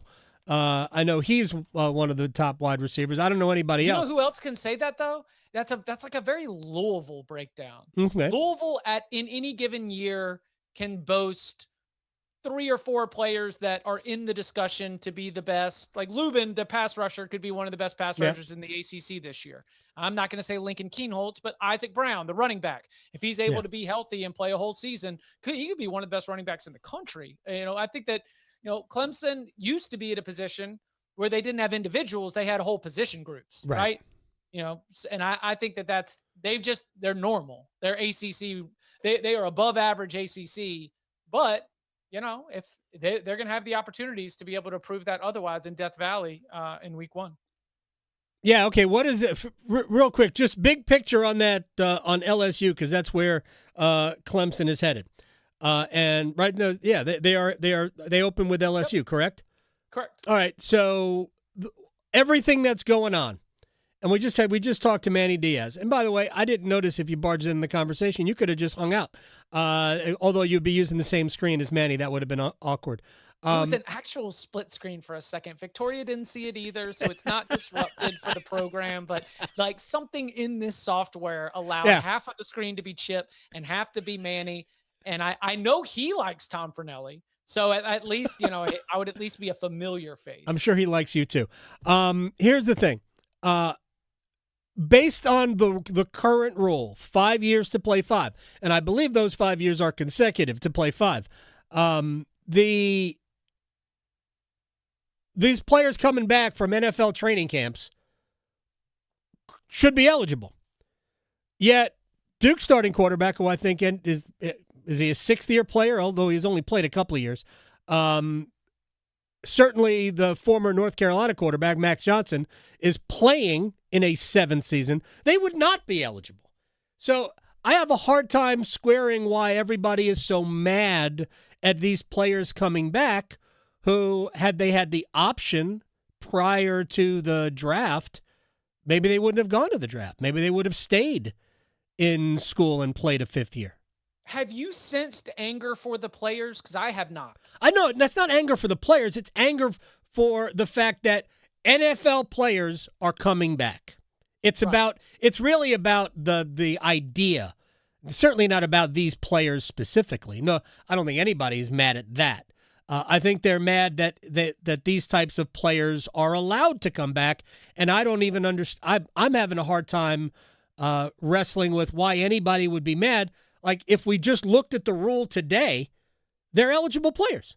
So why shouldn't they play? I have not sensed anything for the players trying to do what's in the best interest for themselves. Right. I have sensed that because it is Lane Kiffin and because it is LSU, there is a outlaw villainous nature to it. That's fair. Anything that you do that is bending the rules or operating in gray area, I think that it tacks on to the confusion that if a lot of fans have in terms of the inconsistent ways that eligibility rulings seem to be coming down. And so I have muted any sort of outrage or even, putting the outrage in a megaphone, because the way that I understand it, this is a very unique scenario, as in a unique scenario that is only going to happen this season. Bud Elliott on the Cover 3 podcast alleged that the NCAA knew this would happen and was like, good, maybe it'll get people mad. The NCAA, he alleged that if in that boardroom, not that it was totally conspiratorial, right? But when they're in the boardroom and they're saying, we're going to put in 5 for 5 and we're going to pass it immediately, one of the many billable hours attorneys said, hey, just to let you know, this is going to really screw over the class of 2022. Yeah. Specific. And they said, just the class of 2022? And they said, yes, NCAA, just the class of 2022. Well, what's the worst that could happen? Well, about 9 to 15 notable players could end up working their way back into college football by lawsuits. And the NCAA was like, okay. Because the way that every conference stance, as the Big Ten and the SEC have come down and set, hard, strict rules, they've also followed it up with, and this is why we need the Protect College Sports Act. It's almost like, I'm not saying it's a red flag. I'm not saying that we've planted Debbie in Mississippi who can't feed her kids that we're going to talk about at the national convention. Like, those stories that always seem to magically pop up when a candidate needs to tell a story they need to tell. Like, I think it was not that conspiratorial or fake, but Bud suggested, and Joey McGuire, the Texas Tech head coach, suggested this morning as well. It's like, hey, they might have wanted it to look like a mess, because in reality, it is not that much of a mess. The system is not being shaken. Right. It's just the optics are horrible. That's what I've been saying. The optics of a player, and I hate the people who have amplified this. I don't hate the people. I hate the type of reporter who has amplified it. NFL reporters, NFL players going back to college. Where I sit, if you haven't drawn an NFL paycheck, a legitimate NFL paycheck, if you're not on a 53-man roster or the practice squad, you're not an NFL player. All you've done is practiced. I have no problem with players who have practiced in the pros coming back. Meanwhile, just to bring basketball into it, by the way, the case of R.J. Lewis, whatever, Lewis. Yeah. He was actually. It looks like it would be Luis, but it's Lewis. He was actually involved in an NBA trade. He was part of a trade from Utah to Boston. Yeah. So he should be ineligible. If you have been actively involved in an NBA transaction, you are ineligible. Meanwhile, we have pros from overseas who come here. Dame Sarr was a pro. These kids, and I have zero problem with them coming over to college, establishing a brand, and then maybe going to the pros. And in basketball, we obviously have a lot more international players. There's a smattering of them in football, but we have tons of them in basketball, and that I have no problem. And how is that any different than players coming back from the G League where they were actual pros to go back to college? We have so many weird rules, and meanwhile, we're paying the players anyway. So it's so convoluted. I want to talk football. Again, seriously, this is not going to be a lot of people. And if you want to talk about the sport as a whole, what have we heard from Kirby Smart, who's won 2 national championships? Lane Kiffin's never played in an SEC championship game. Kirby Smart says that, yeah, well, you know what? We're not really for that here. We set our roster. We've got this thing in place. Best of luck to everybody who wants to do it. Dan Lanning at Oregon, Right, who's been it was in the Final Four last year and has had one of the most consistent programs since he got his first head coaching job. We do a lot to be able to set these guys up that when they declare for the NFL draft, we celebrate them and we give them all the resources they need. And we see that as the end of their time here. Lane Kiffin does not have a healthy program right now. No. He just showed up, and he Right. showed up with a boatload of transfers and a money gun. And right now, that is not a healthy program yet. The healthy programs are not engaging in this foolishness.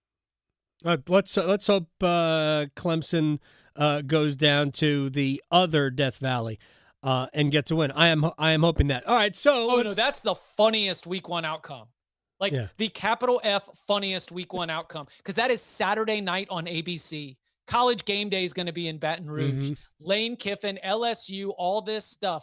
If Lil old Clemson drives the Roy bus down there and brings their own guts and tells Tyler from Spartanburg to go read the Old Testament again and wins that game, you're like lock up Chip and Danny Canales. We're going to be awful. We're going to be insufferable if that happens. Well, you're never insufferable.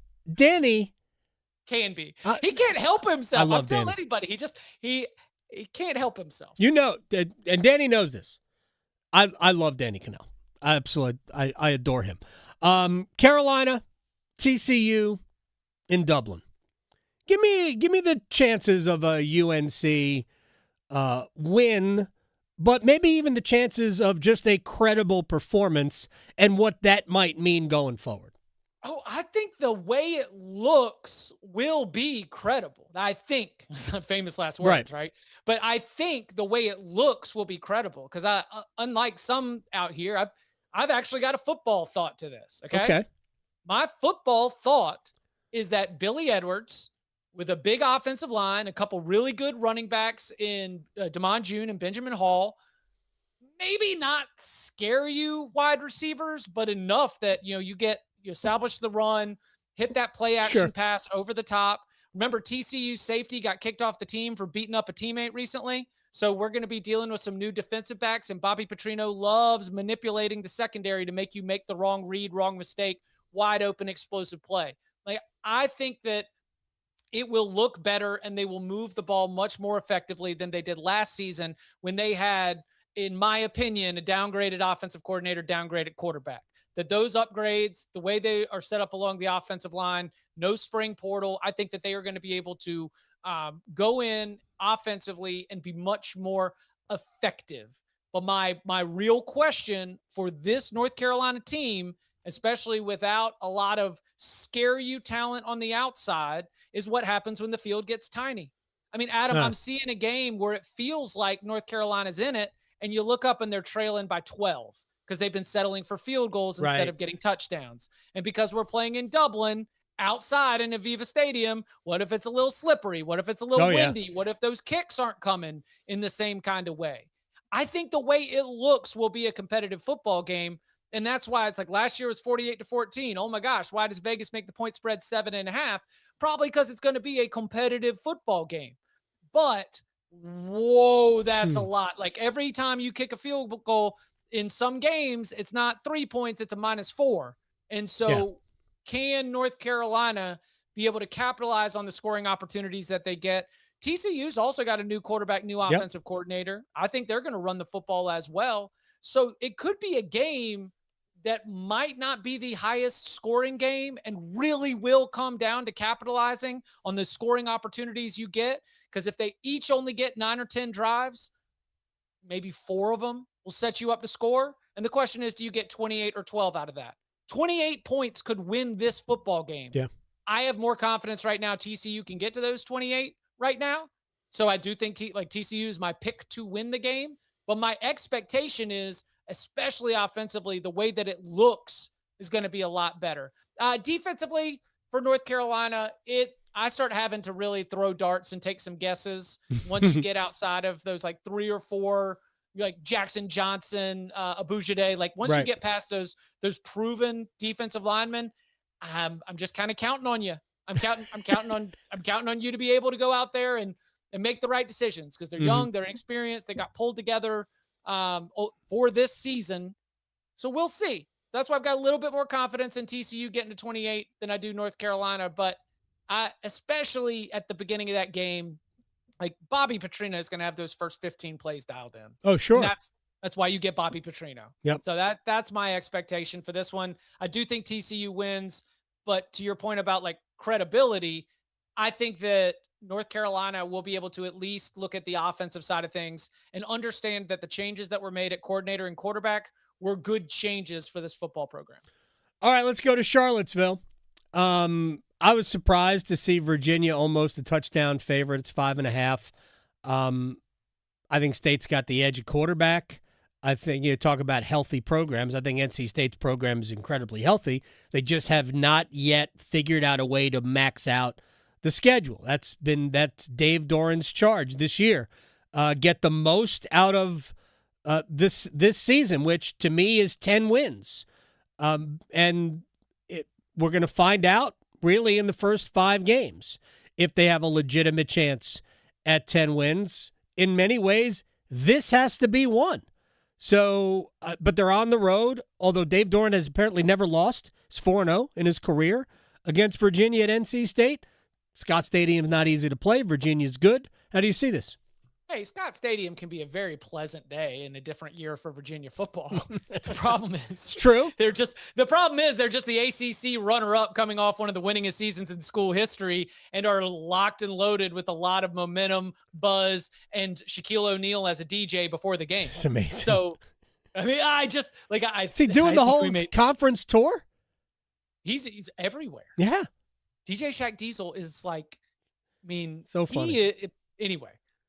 The thing that I can't come back to, the thing that I keep circling with this particular game is that we have a very, very I agree with you. I would rank CJ Bailey ahead of Bo Prabula, who is the Virginia quarterback who started at Penn State and was at Missouri. And through the first about 8 games or so last year, Bo Prabula was doing pretty well for Missouri. Yeah. When they faced the toughest SEC defenses on their schedule, his limitations as a downfield passer were eventually exposed, to which I ask, is NC State's defense along the caliber of the first 8 defenses that Missouri played or the teams that ended up in the college football playoff, right?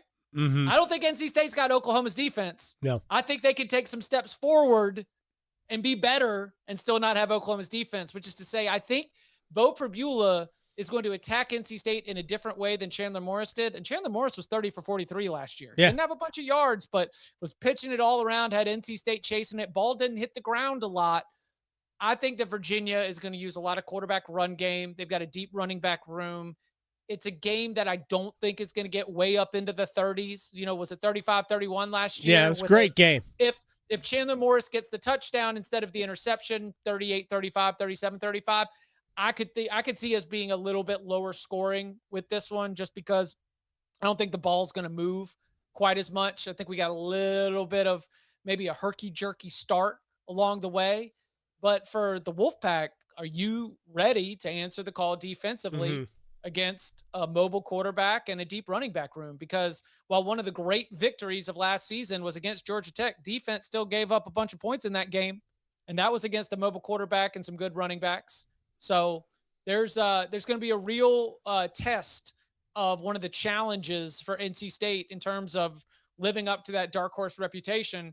And I think that taming and controlling and forcing Virginia into 3rd and long scenarios is the way to win, because as long as they're ahead of the sticks, I think Bo Prabula is a very effective quarterback. You get him in 3rd and 9, and you let Harvey Dyson, the transfer from Tulane, be able to tee off in an obvious pass rushing situation.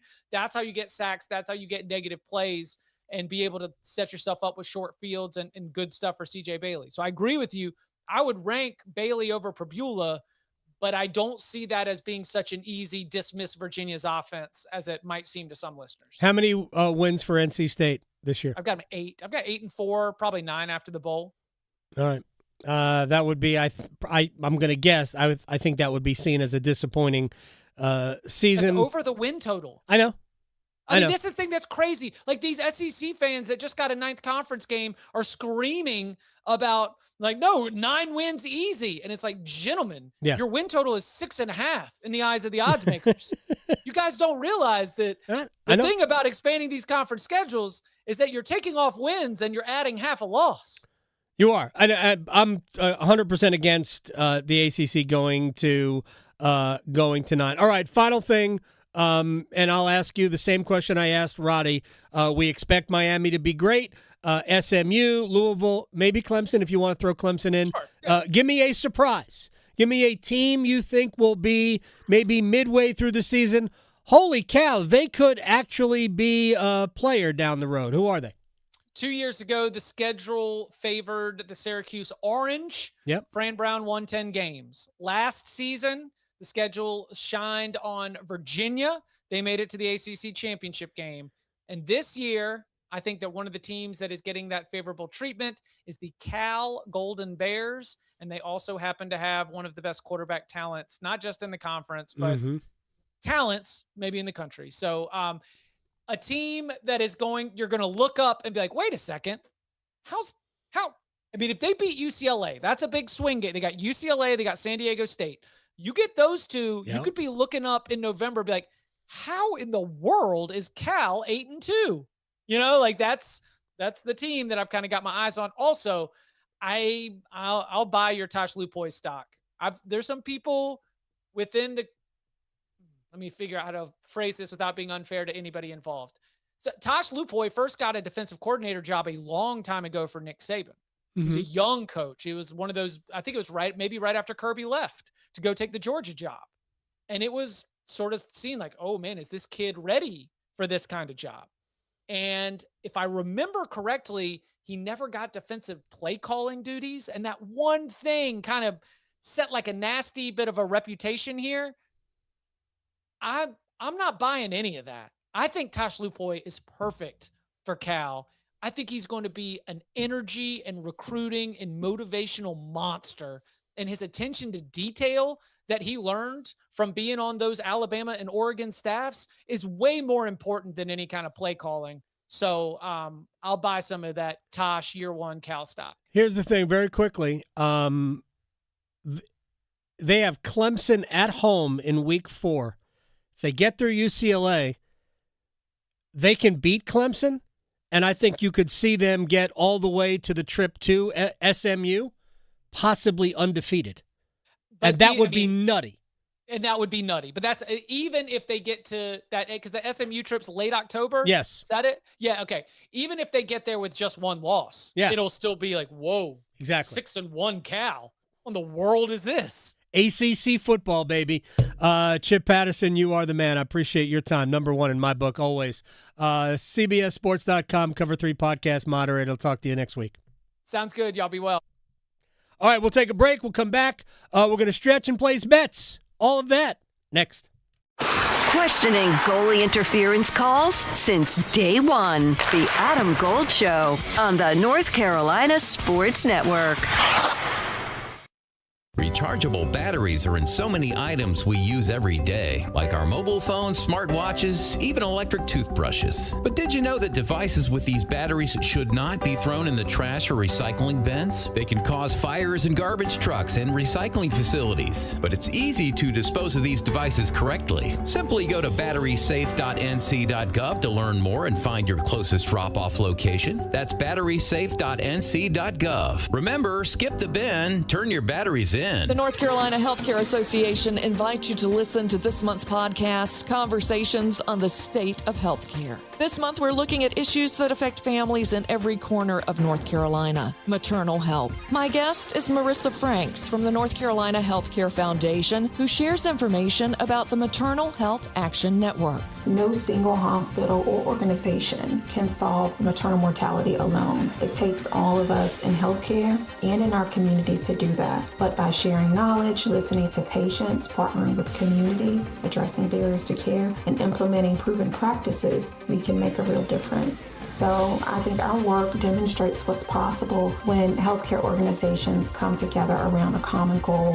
which is helping every mother and baby have the healthiest possible start. You can learn more and join our latest conversations on the state of healthcare wherever you listen to your favorite podcasts. And find out more by visiting nchealthcare.org. Don't you wish your life came with a warning app? Stop. That dog does not want to be petted. Just a little heads up before something bad happens. Move your coffee cup away from your computer. Oh, no. So you can have more control. Stop. You're texting your boss by mistake. Uh-oh. Well, life doesn't always give you time to change the outcome, but prediabetes does. With early diagnosis and a few healthy changes like managing your weight, getting active, stopping smoking, and eating healthier, you can stop prediabetes before it leads to type 2 diabetes. It's easy to learn your risk. Take the 1-minute test today at doihaveprediabetes.org. Warning. The cap is loose on that ketchup.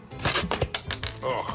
Don't wait. You have the power to change the outcome. Visit doihaveprediabetes.org today. That's doihaveprediabetes.org. Brought to you by the Ad Council and its prediabetes awareness partners. Gear up this fall with the new All-Pro battery by Steel. Tackle any task with 60% more peak power. And a fast charge time of just 10 minutes means it's ready when you are. The All-Pro battery is just the upgrade your shed has been waiting for. Outperform the outdoors with battery tools by Steel. Exclusively available only at your local Steel dealer. 60% peak power. Comparison between AP300PC and AP300S. 10-minute charge time to reach 80% with AL1602MO. If you want the nation's best auto insurer, look no further than North Carolina Farm Bureau Insurance. Rated #1 in Crash Network's Insurer Report Card 7 years in a row, we're the only insurer in the nation to receive an A+ rating from auto body shops. Our philosophy is simple: be fair, be quick, be the best. North Carolina Farm Bureau Insurance. Helping you is what we do best. Your child's doctor shares your goals: a healthy future for your child. Doctors recommend vaccines throughout childhood because they protect what matters most: your child's future from preventable disease and serious illness. Discuss any questions you have and check that your child is up to date and talk about any concerns. You're right to have questions. Get real answers. Start a conversation with your doctor today. Visit vaccinesforkids.nc.gov. Paid for by NCDHHS. This is Adam Gold. I told Tim, who does the afternoon show, I said, I'm about to turn this game around. We need Cheez-Its. So I went to go get magical Lucky Cheez-Its, and guess what? Boom. Period 2, tied it up. And then at the end of the game, I still had like 8 Cheez-Its in the cup left, and I said, Lucky Cheez-Its. There you go. The Adam Gold Show.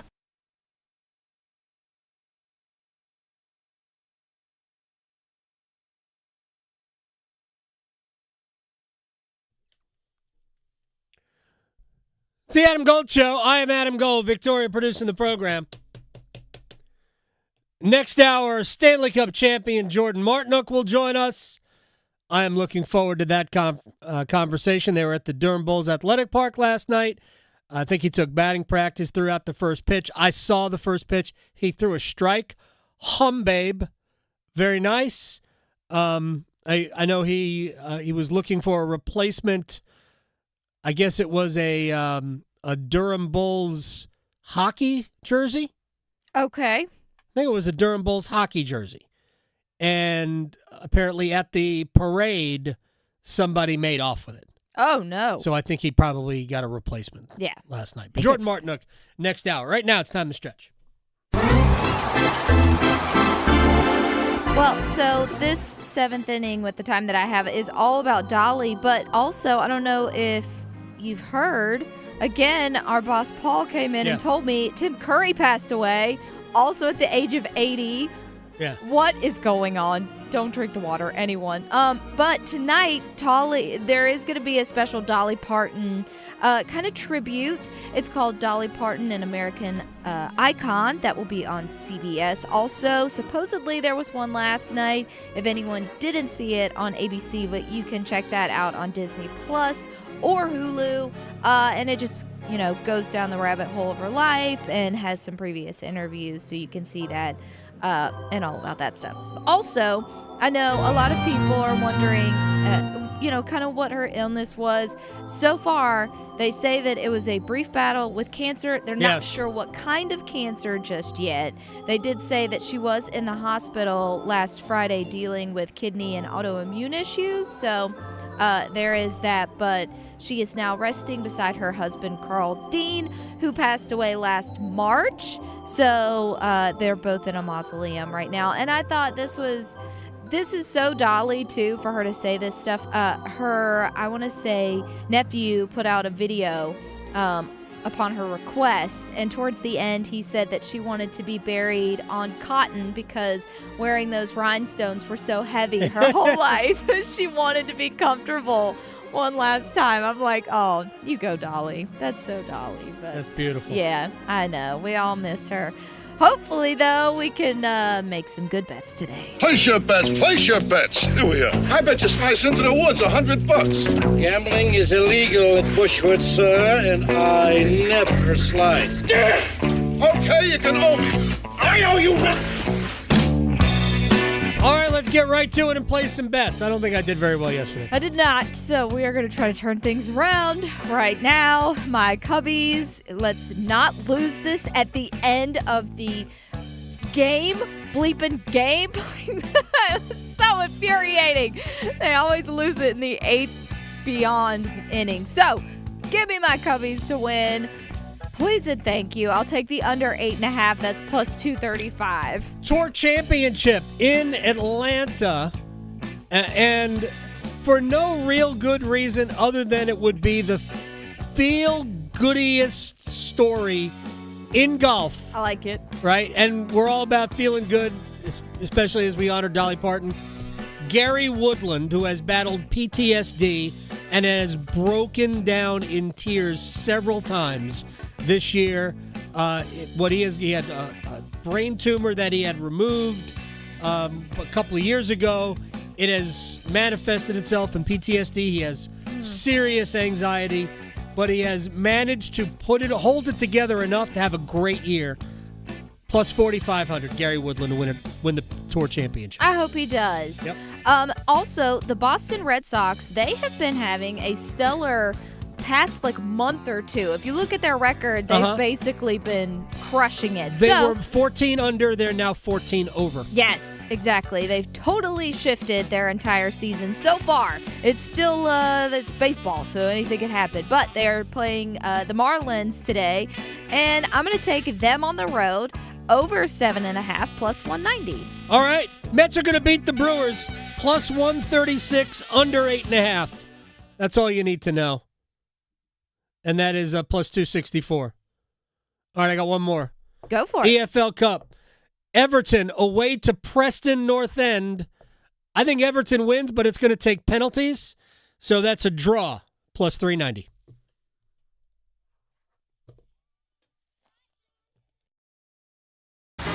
Because your fantasy football team needs all the help it can get, the Adam Gold Show on the North Carolina Sports Network. Hey, it's Adam Gold from my friend Gordon Miller. Miller Lending, Kildare Farm Road in Cary. Show of hands who wants to save thousands of dollars. I'm sure everybody in their cars raised their hand. Don't raise both hands. 10 and 2. We need hands on the wheel. I'll just tell you how you can save thousands. Don't pay closing costs on your mortgage. There you go. I've just saved you thousands right there. And when you refinance, free of charge again, you lower your monthly payment, and maybe you can save hundreds. Last time I refinanced, saved over $300 a month. Your mileage may vary. Here's the deal. You don't have to pay closing costs. Give yourself the freedom to refinance free of charge whenever the rates drop, or whenever you decide, you know what, I want to pull some equity out of the house, pay off some bills, put it in the college fund, take a vacation, buy a car, buy another house. I don't know. It's your money. It's not the bank's money. It belongs to you. MillerLending.com. Gordon Miller invented the no closing cost mortgage back in 1987. I am an 11-time customer. Miller Lending, an equal housing lender, NMLS ID 2502146. The Pack Therapy Podcast is in session, thanks to the Red and White Shop. Join me, Tim Donnelly, alongside Wolfpack great Mike Glennon. We'll set you up every week for Wolfpack football with inside information and insight into every opponent. Plus, we break down the game-changing X's and O's. And what to keep your eye on as we roll towards the college football postseason. Follow and subscribe to Pack Therapy wherever you discover your favorite podcasts, or you can watch on YouTube. When it comes to your roof, it's all about quality above with peace of mind below. Hi, this is Holly with RoofWorks. We're proud to be in our 20th year helping families and businesses keep their roof over their heads as economically as possible. We work on every type of roof, gutters, and skylights with quality repairs, maintenance, and replacements for your home, your business, and multifamily. We offer warranties with every new roof and financing options for homeowners, and we're now serving Southern Pines as well. Visit us to learn more at roofwerks.com. It's bow time. We think a chicken sandwich this good should speak for itself. But when you're talking juicy, hand-breaded, and boldly seasoned chicken breasts, piled up with thick-cut pickles and creamy mayo all on a buttery toasted bun, well, we are happy to say it again and again and again. Bo's Chicken Sandwich, only at Bojangles. It's bow time. It's bow time. Time to satisfy your Bojangles sandwich craving. With Bojangles sandwich lineup, you can choose a flavorful Cajun fried chicken filet sandwich, or a tender Cajun grilled chicken filet sandwich, or a tasty Bo's chicken sandwich. Make it a combo and add your choice of a side and Bojangles legendary iced tea. There's a Bojangles sandwich combo for everyone. Summer just doesn't get any better than that. What are you waiting for? It's bow time. At the V Foundation, V is for victory over cancer. V is for victory over giving up. Don't give up. Don't ever give up. Join our team in the fight against cancer at V.org. Get in the zone, AutoZone. Welcome to the end of summer sale at AutoZone. We're celebrating the end of long days and short nights with big deals for a short time. Like on Wash and Wax, you can get 3 Meguiar's products for just $20. Need new brakes? Duralast brake pads are free with the purchase of Duralast rotors. We've also got oil deals and more. We're ending the summer right with the end of summer sale at AutoZone. Get in the zone, AutoZone. Restrictions apply. I'm attorney Brian Ritchie. Workers' comp can be tricky, but my law firm will be on top of all the complicated paperwork and sneaky deadlines so that all of your I's are dotted and T's are crossed. If you've been hurt on the job, I'm on top of it. Contact us at ritchielaw.com. Broadcasting live from the Eagle Leasing Storage Studio. WCMC HD1 Holly Springs. 99.9 The Fan. The Triangle Sports Leader. Yeah, if you look at Ohio State and Oregon and Indiana, and then you take into consideration a Georgia and a Texas, throw in Notre Dame and Miami, I think that's your 7. And I think that other teams will jump up and make the college football playoff that are not in that 7, and other teams may win games in the college football playoff that are not in that 7. But again, you told me, based on roster and based on just overall caliber and talent, I would bet that the Final 4 has those 7 teams. It's the Adam Gold Show. I'm Adam Gold. Victoria producing the program. We're on YouTube. Go to YouTube, search Adam Gold Show or 99.9 The Fan. You'll find us. Jordan Martinook, Stanley Cup champion, will join us in 15 minutes. Let's not hesitate. Right to the Wall of Sound. The Wall of Sound is a function of this studio. There's no doubt about it. We got new stuff from Dave Canales. That's why I want to get as much of it in as possible. Joint practice with the Houston Texans today. Don't think it went well. Here's the head coach. In 2 words, Daniil Hunter, Will Anderson. I think that's 4 words, actually. But those guys are fantastic players. That's exactly what we need to see. Monroe needs it. Rashid needs it. When we drop back today, we couldn't really do much other than Bryce extending and getting a couple of plays going. The rush was phenomenal, and that's exactly just the information we need to be able to regroup. The run game was fine. I can't wait to go see the defensive side. Heard reports, some good, some bad, but all in all, a physical practice. Nothing crazy popped off with the guys. A couple of little extra physical plays. The guys handled it well. Got right back to work, so I was really proud of that. All right, now let's get to how the quarterback handled all of this. Dave Canales on his quarterback. Was he frustrated? Days can get frustrating like that, and he and I kind of talked about it, 2 periods in with a little bit of football left to go in the practice, and just said, hey, look, there'll be days like this. We can make adjustments. We can use chip help. We can run the ball. We can throw quickly to manufacture, and we'll wait for those right moments because he's so opportunistic. When he finds those moments, he knows when he can take his shots and get those one-on-ones. And there'll be days like this, and you got to be patient. You got to move the ball, and you got to find those explosives when you can get them. All right, to Bryce Young, and we're going to kind of bounce around here. Young on the frustration because there was very little success. We're competitors. We want to win again. They got after us today, and that's not a good feeling. But it's not, I wouldn't say frustration. It's not angry about the circumstance, situation. It's us not, performing at a level we want to. I look in the mirror. We all look in the mirror. And again, a day like this, you got to grow from it. But again, we're excited for that process. I'm excited to be able to do that with this group. There's no other 10 out there I want to be out there with in our whole unit. Whoever's out there, there's no one I'd rather be out there with. So it sucks to have a day where you don't feel like you produce very well. But it's a great learning opportunity. That's what these training camp practices are for. All right, more from the quarterback on just the overall performance. They got after us. We have a lot of respect for them. Really good unit, but we have to be better. We have to respond. I think it's going to be great for us as a process. We always try to be a process-oriented group. There's going to be a lot of great film out there to watch. A lot of stuff to grow from. All of us, myself included. There's a lot of great lessons out there. So it's not fun on a day like this, but that's a challenge for us now. Making sure we're watching the film, know we can grow from it, and that's the game. That's the sport. They got after us today, but I'm super excited and grateful to be part of this offense. All right, I'm going to ask rhetorically a large picture question in a second. First, Jimmy Horn, wide receiver, because we know 3 wide receivers are going to make the roster. We know that it's going to be McMillan, Leggett, and Coker. We assume Tremaine because of his special teams ability. Everybody else, we're not sure. Here's Dave Canales on Jimmy Horn. The natural progression of just the time on task, spending time with Rob, spending time with Keyshawn Coleman in the wide receiver room, picking up the little nuances of the concepts, and throughout that whole entire process, he's still fast, and he's still making plays for us, whether it's in our joints, our regular practices, or in preseason games. Jimmy has done such a great job. He's doing an excellent job fielding the ball in the return game as well, which is something that we really challenged him on this year. So he's taking the challenges the right way, and we're seeing improvement in the things that we've talked about. So I'm really proud of Jimmy for that. Look, if he returns kicks, maybe Trevor Etienne is not, somebody that's going to stick around. I don't know that. I know that was a question in one-timers yesterday. I kind of assumed that Trevor Etienne is going to return kicks, but maybe that ultimately is Jimmy Horn. I know he's part of the punt return game. All right, big picture question. So this is really the second joint practice in which the offense has not looked good. Now, they did go out and perform fairly well against Jacksonville, at least the second drive.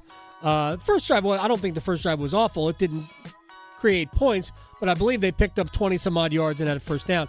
But they did score a touchdown. They got it into the end zone the next time.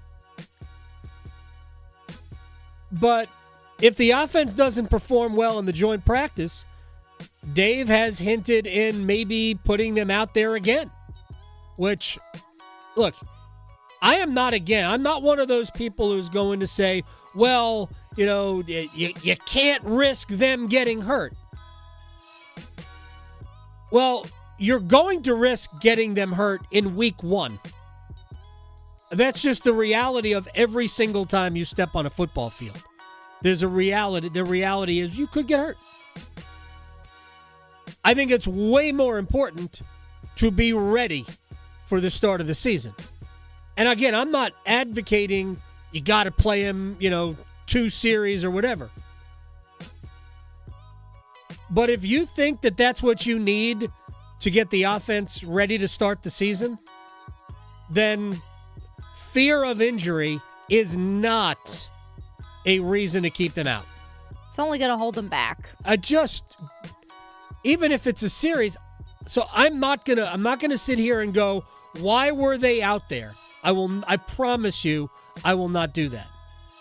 It's pretty clear that the offense, aside from when it's being run by Haynes King, has been spotty against other teams.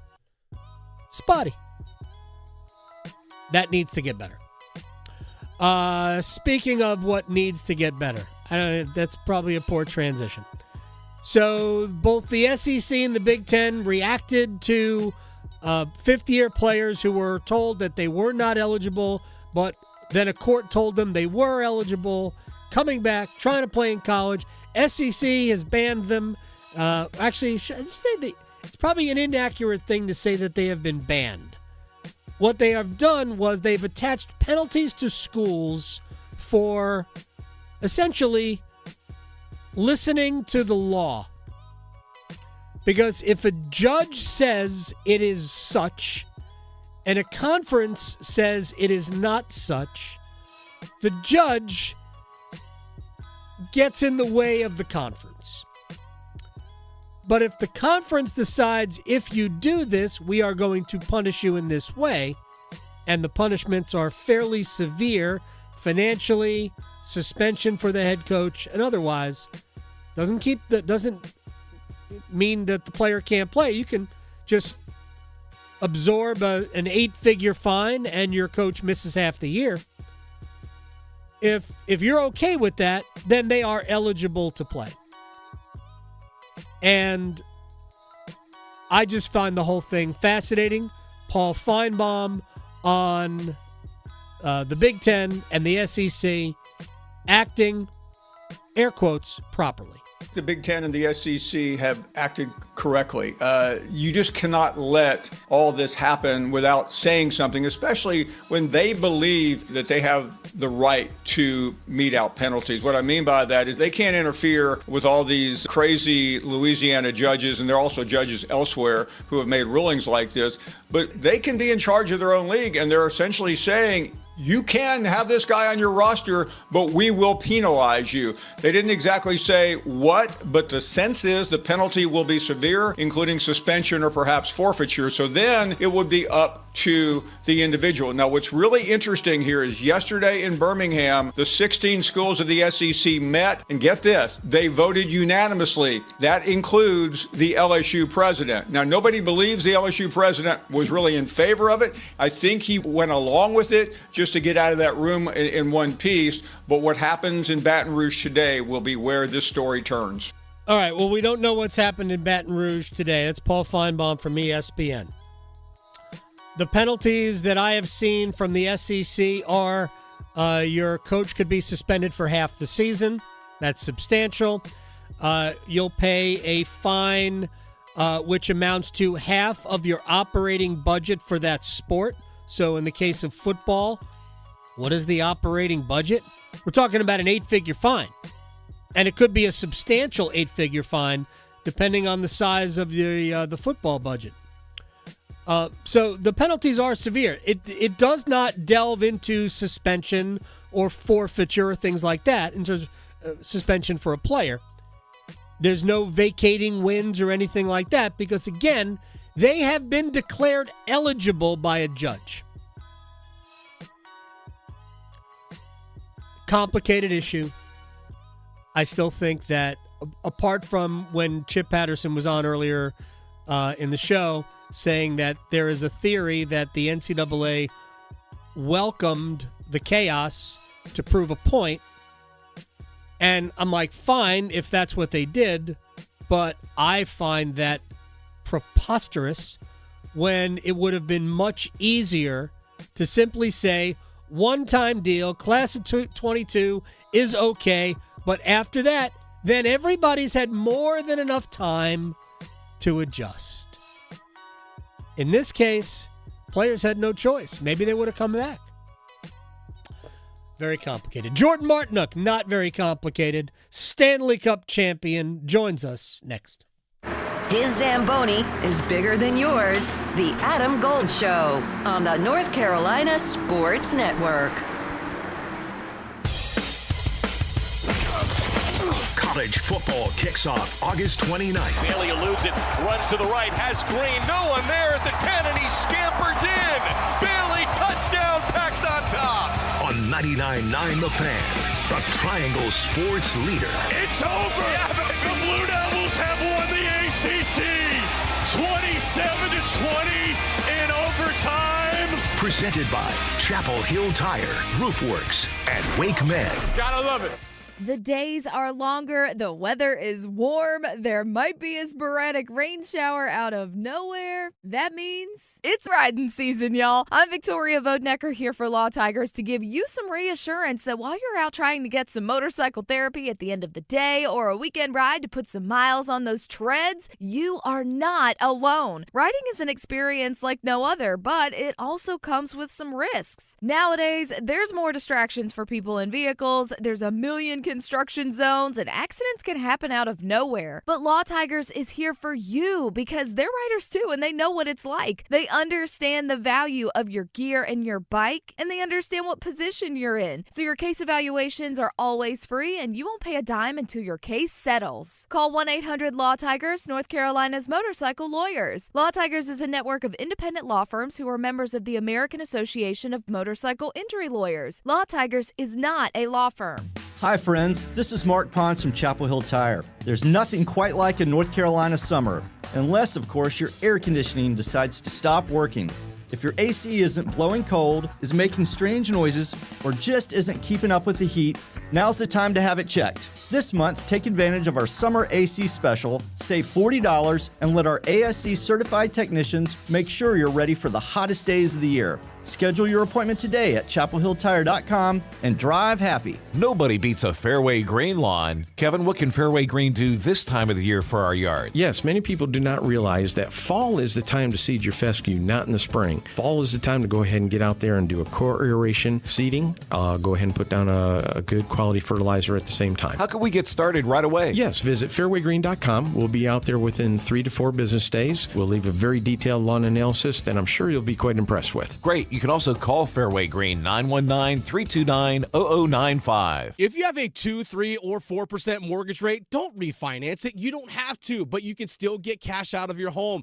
Introducing Loan Pronto's zero-cost equity loan. Hey, it's Dennis Cox. That's right. With Loan Pronto, you can get all the cash you need without touching your first mortgage and without any fees. One local homeowner just got $100,000, paid off all their credit cards, paid off their existing HELOC, remodeled their kitchen, and saved over $1,500 per month.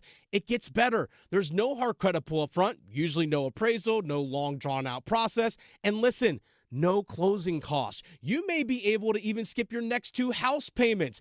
Call Loan Pronto now. Leave your low-rate mortgage intact, but get the cash you need in as little as 2 weeks without paying closing costs. LoanPronto.com. See how much you can get right now. Call 919-381-1760. That's 919-381-1760. LoanPronto.com. For qualified homeowners, equal housing lender, NMLS 1661781, NMLSConsumerAccess.org. Tired of hearing scary radio ads about the IRS? Tax Relief Advocates is different. TRA is here to tell you that if you owe money to the IRS, whether it's $5,000 or $500,000, we have a solution. TRA can eliminate or reduce what you owe to the IRS with zero risk to you. We have over 1,000 5-star reviews on Google and an A+ with a BBB. End your tax nightmare today by visiting TRA.com or call 800-583-6681. That's 800-583-6681. This is Adam Gold. I wanted to tell Victoria that my daughter said she is not eating any more magical Cheez-Its until the season starts. Yes, I love this. We got a revolution going. The Adam Gold Show.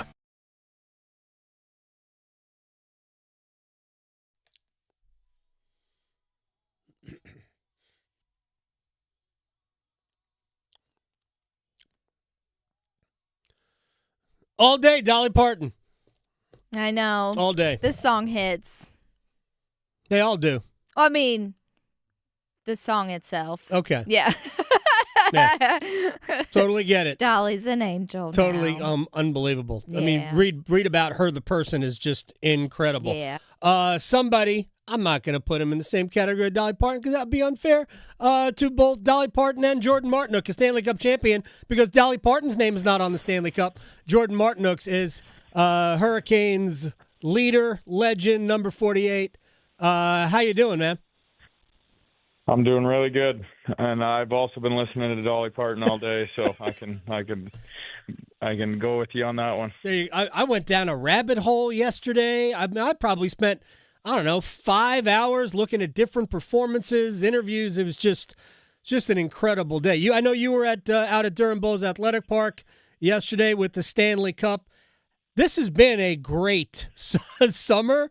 Have you ever had a summer? Obviously for obvious reasons, but has this been like the best summer of your professional life? I don't think you have to put professional in front of that. You can just say life. That's yeah. No, it has. It's been incredible, and you think every time you see it, maybe like it's gonna wear, like the novelty is gonna wear off, and it doesn't, because you're just as excited to see it. And last night the DPAP there, they brought it down, and I walked it out to the mound, and they open up the case, and it's just like seeing it for the first time again. So it's very special. When you see it, Jordan Martinook is joining us. What do you think about when you see it? Do you think about a game? Do you think about a play? Do you think about being on the ice after Game 6? What are the thoughts that go through your mind? I think you kind of get a little bit of everything, and it's almost like a vision quest that hits you, but it's like literally a million different things, but it feels like it hits you in like 3 seconds, which is, I don't know if that's a good way to if that makes sense to people, but it's Game 6. It's being 6 years old on the outdoor rink. It's being the years losing. It's like a culmination of all the things that just hits you, and it happens every single time. And then obviously like the happiness and joy that it brings once you see it. So it brings out every emotion imaginable, but mostly the best ones. Jordan Martinook is joining us here on the Adam Gold Show. There was some Twitter follow. It's not somebody I follow, but it just showed up in my timeline. Your franchise's most iconic goal, and I mean the Hurricanes have been around since '98. Here, 97-98 season, and there have been some iconic goals. But the thing that jumped to my mind first, and maybe it's a recency bias, was Jordan's falling down go-ahead goal Game 4 in Vegas. When you think back on the goal, maybe it's yours from Game 2. It could be against Ottawa, right? I mean, there's no reason why that wouldn't be it. That was an enormous win. But when you think back on this Cup run, is there a goal, a play that stands out most to you? I think I don't know if there's one. I'm gonna go with Jarvy's overtime winner in Game 2 in the finals. Mm-hmm. I just think obviously that it was so important to split, and I feel like the way we lost Game 1, obviously you never want to go down 0-2, and I just like that goal was just massive, and like to be able to, we hadn't been to the Cup final since they won it or whatever, so just to get a win and just know that you can do it type thing. I felt like that was needed to lift a little weight off everybody's shoulders, and then then I don't know. I could go literally through every single goal and say them all, but I think Halsey's the first goal in Game 6, that one stands out to me too, just because it's like that kind of set the tone, and we got the lead, and then it was just mucky, dirty Carolina Hurricanes hockey to close that one out, which is which was like I think all of us talk about how that Game 6 was just Carolina Hurricanes hockey, and that's how you want to win it, by playing your brand and doing what you need to do. Jordan Martinook is joining us here on the Adam Gold Show. We can talk about the specifics of all of it. I actually thought from the third period of Game 3 on, you guys imposed your will. I know you didn't win Game 3, but you were the better team. Start of the third period on. Better team, not really all that close. Even though the games were close, that's the nature of hockey. But you got to your game from that period on. And even that was kind of a weird period. Those goals came so fast that I'm like, what just happened here? But I want to ask you about Seth, because you surprised Seth during his day with the Cup. How did that whole thing come about? Because I thought the picture or the video of Jarvis being like, first of all, who's this? Oh, wait, it's Martinook. Tell me how that whole thing came about. Well, I got to thank the flight attendants of WestJet. They kind of went on, or they did a strike, I guess, just over a week before Jarvie and my day. So the Hockey Hall of Fame called me, and they're like, "Hey, we're a little worried about the WestJet strike. Maybe try and find an alternate route. Basically, if you could get a private plane to take you and bring you back, like that's going to be your best bet." So naturally, I'm a very big planner. I feel like it's well known that I plan most of the things around our team. So I got off the phone, and within 5 minutes, I had made 10 different phone calls. And a friend of my trainer in the summer, said, "Yeah, tell them to cancel the WestJet flight, even if they don't strike. I want to do it. I want the story. I want to be, I want to be a part of this. Like, to be able to be around the Stanley Cup's pretty cool." So he took me to Winnipeg the night before, and we were initially going to go in the morning, but he's like, no, let's go the night before. And I was like, you know what? That's a great idea, because I'm going to sneak in and say hi to Jarv for an hour or two. And I was looking so forward to that. And it was like that whole week leading up to that, I was so excited to go see him, and just being able to watch him with all his buddies and his family. And I felt that was the first ever Stanley Cup party I ever attended. So to be able to like kind of sit back and watch, and then obviously the excitement builds for your night the next day. So it was so perfect. It was great to see him. The video was tremendous. He was like, he obviously did not expect you, and then he was surprised, and you could tell. I saw him cry on the ice. He was still crying. I don't know how long it was after the game until I finally got in front of him to talk to him. But he was still emotional about it. I didn't think Seth was, a crying type of a guy. It was very surprising to me. Yeah, no, he's emotional, and I think when he's emotional with people he cares about, which just shows you how much he does care. And obviously he loves his teammates, and we love him. And I think it just like I got to see, like, I've seen him and his brother's relationship for a number of years now, but just to even see at the parade and then be at the cup, like his cup day, like those two are brothers, and they like to watch those two interact makes me want a brother. I wish I would have had a brother, because to be able to see those two, the bond that they have is pretty special. I'm looking forward to a fully healthy version of Seth Jarvis, which we haven't seen really in 3 years. A number of other quick things for you, but I need a ruling on something that I saw on social media. Picture Jacob Slavin has the Stanley Cup with his gold medal draped around it.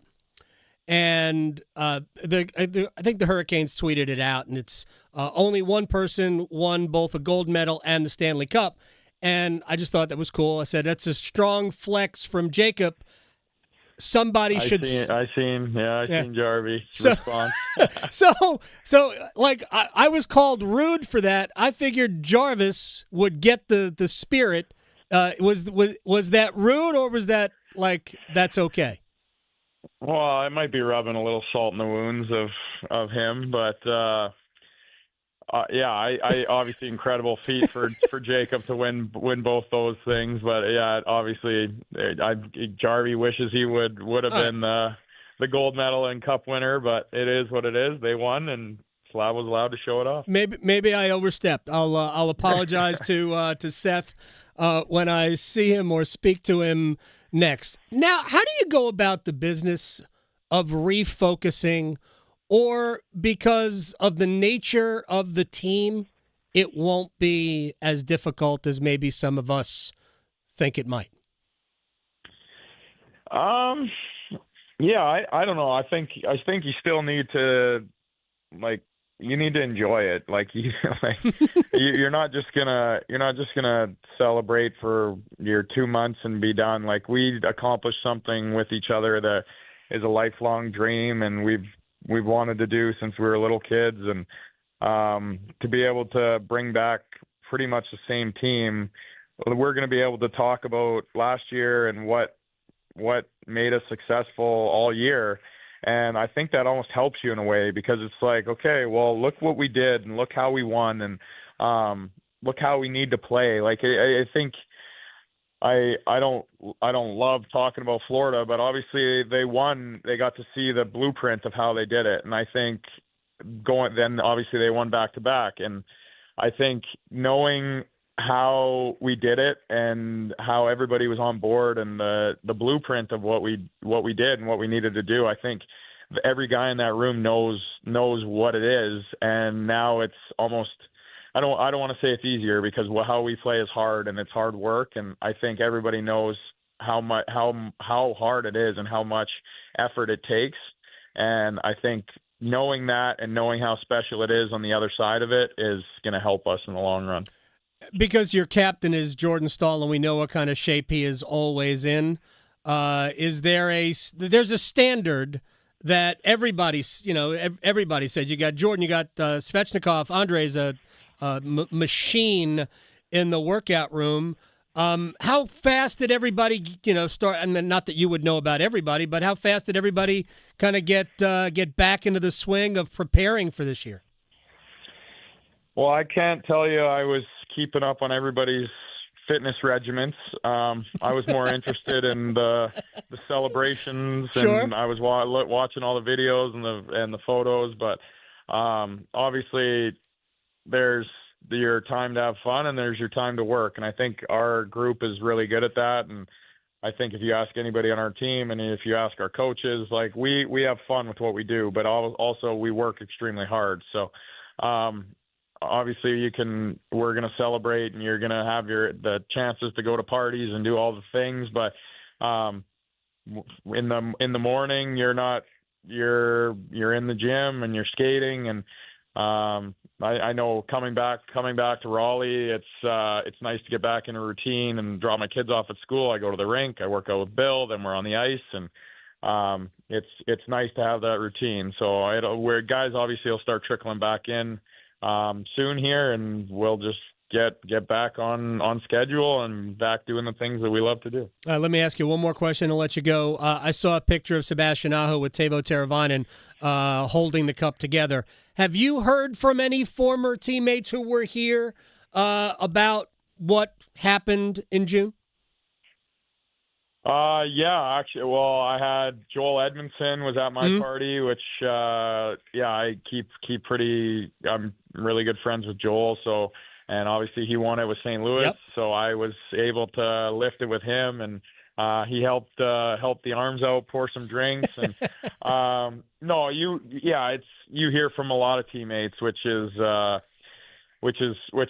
I think knowing guys that win it, you're happy for them. And it's been years past. Like, I've had guys that I played with that have won it, and you reach out to them just because you know how special it is. Well, if you haven't won it, you don't know how special it is, but you know how hard every year it is to try and win it. So I think guys appreciate that. And if you've formed any sort of relationship with guys along the way, they can be happy for you and for a few days at least, and then they'll get back to trying to train and figure out how they can win it.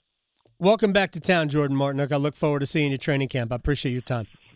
Thank you. Have a good day. You got it. Jordan Martinook here on the Adam Gold Show.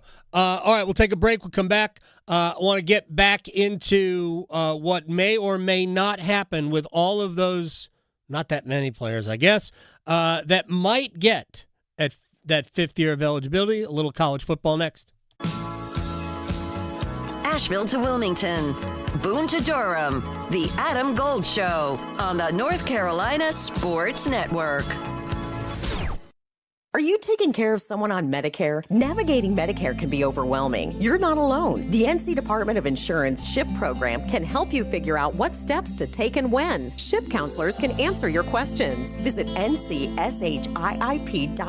or call toll-free at 855-408-1212. SHIP provides free, unbiased help in all 100 counties. Project supported by grants from the Administration for Community Living. Contents do not necessarily represent official views of, nor an endorsement by ACL, HHS, or the U.S. government. Did you know? Atlantic hurricane season runs through November. From gathering necessary supplies to planning an evacuation route, now is the time to make sure you and your family are prepared. And if a storm damages our electric system, local public power providers are ready to respond and restore power quickly and safely. As a public power customer, you benefit from having an electricity provider that restores power faster than other providers do. Visit electricities.com for storm preparation tips and resources. No matter your struggle, you are not alone.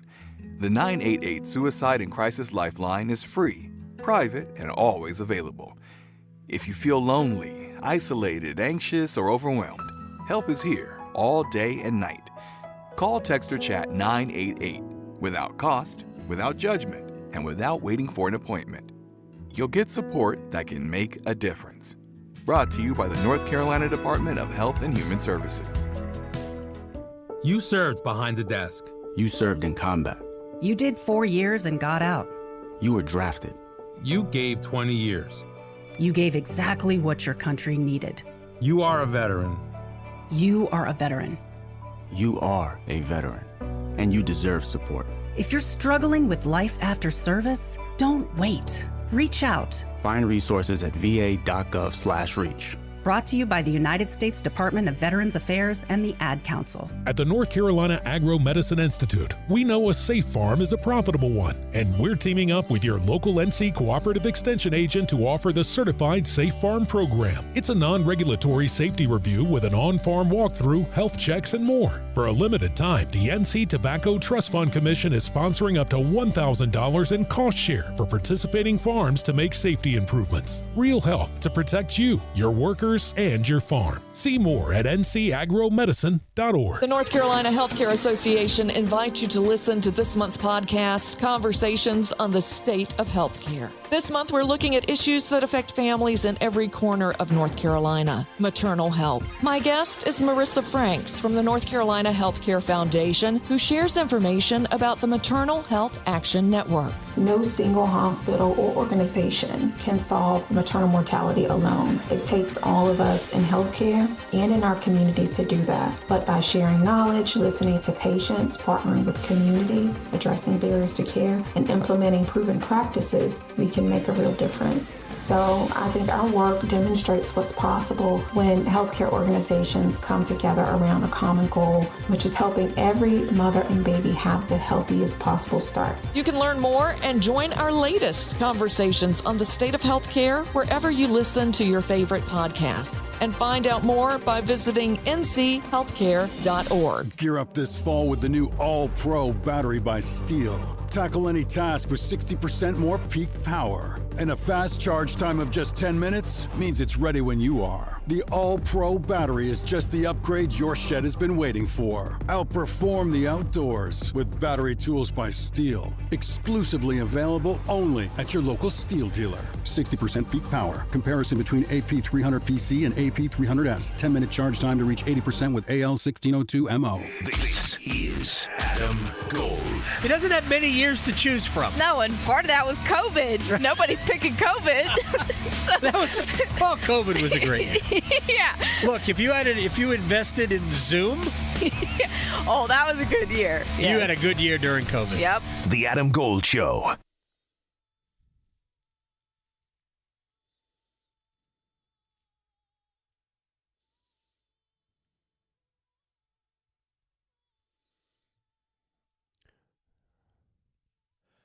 It's the Adam Gold Show. I'm Adam Gold. Victoria producing the program. We're going to get back into more college football in a second. So the Indiana Fever Chicago Sky WNBA game on Sunday, the game in which Enes Kanter was kicked out, ejected from the stands. I know initially there was some movement to ban him. They shouldn't do that, and I don't believe they will. But the game where he was kicked out for the confrontation with Natasha Cloud drew 3.31 million viewers on NBC and Peacock. It is the most watched regular season WNBA game since the inaugural year of the league. And when we had Brendan Whitted here yesterday, I guess it was, because that was the first day of the week for me. When Brendan, we were talking about the WNBA and the shame of everything that is going on around the league. That becomes the only conversation of the league as opposed to all the other things that we could be talking about. The people who watched, those people do not tune in for the culture war. They tuned in to see Clark, Mitchell, Boston, Cunningham, whoever, Cloud, Carrington. They tuned in to see the players. They tuned in to see the game that has really taken off. And I was not kidding. I know there are teams that are struggling with bad records this year, but the amount of talent coming into the league continues to grow like exponentially. And there are very few sports, professional leagues that need to expand. There are a lot of sports can handle expansion, but they don't need to. Now, the NHL is going to add 2 teams. Major League Baseball might add 2 teams. They probably should, just to make it a 32-team league as opposed to 30. The NFL may add teams, right? These leagues can expand. But I would argue that the WNBA needs to. It's just too many good teams, too many good players coming into the league. There have been many years where, now we have 15 teams, I believe, in the W. When we had 12 teams, players would be taken in the first round. Sorry, no place for you. What? That's how competitive the league was. And I just think that the league could probably withstand 3 more teams in the league. Not withstand, but probably needs to have 3 more teams. They've had a great year. And it would be great to just continue to talk about that, watch them play. Just like, and I'll be very quick here, the controversy, and I talked about earlier with what happened with the YouTube golf show or the YouTube channel Good, which is fun, all of that, and exposes a younger online audience to the fun of golf and all of that, and how it has slipped into the mainstream, the PGA Tour and professional golf, and that entity trying to tap into a younger audience, and these two forces coming together, whereas now Good Golf has become a media company. I think they went public and got, or I don't know if it was public or not, but they opened up for funding, got $45 million in funding, and now they are a media company. And they have a joint venture with Callaway to produce the driver that led to the commercial that should never have aired. And again, do I think people have overreacted to a certain extent to the commercial? And if you've not seen the commercial, it's A woman is walking over to a golf bag, and she is reaching in the golf bag, and there is a guy in the distance you see. He sees what she is doing, and he turns and he runs and he barrels into her and basically says, "Do not touch my new driver." And it's Callaway Golf, long-established golf equipment manufacturer, and good, newfangled, new media, but a media corporation now, who had a joint branding effort to market this driver. That commercial can't air. And at some point along the way, and again, I'm not saying that it's super offensive. It is to some people, and I'm not saying you're wrong. But I think that you could look at that commercial and go, yeah, that's funny. You could look at it that way and say, that's funny, if that's your cup of tea. And you could be super offended. I think these are the ranges. But I don't think you can look at that commercial and go, yeah, that's funny. Oh, that's fine. You can air that. No. It's not a commercial that should have ever aired, because it's not like we're not 60 years ago where you could almost say or do anything you want without major pushback. And now, whether this is good or bad, and I don't think it's all bad at all, you have to be careful of what you say and who might be offended. And from where I sit, I'm like, I could see why you find it funny. I didn't think it was all that funny, but Yeah. I could see why you would find it funny. Sure. Right? I know some people's sense of humors are a little, some are one direction, one's another, but I just feel like they could have spent that money more wisely. Like, be more creative. At some point, attorneys, people in charge of companies would have to go, yeah, I get the joke, but no, we're not airing that. Like, you just have to be smarter. And again, do I think for some people the reaction was a little over the top? Yeah, I do. But I'm also not telling anybody how to think.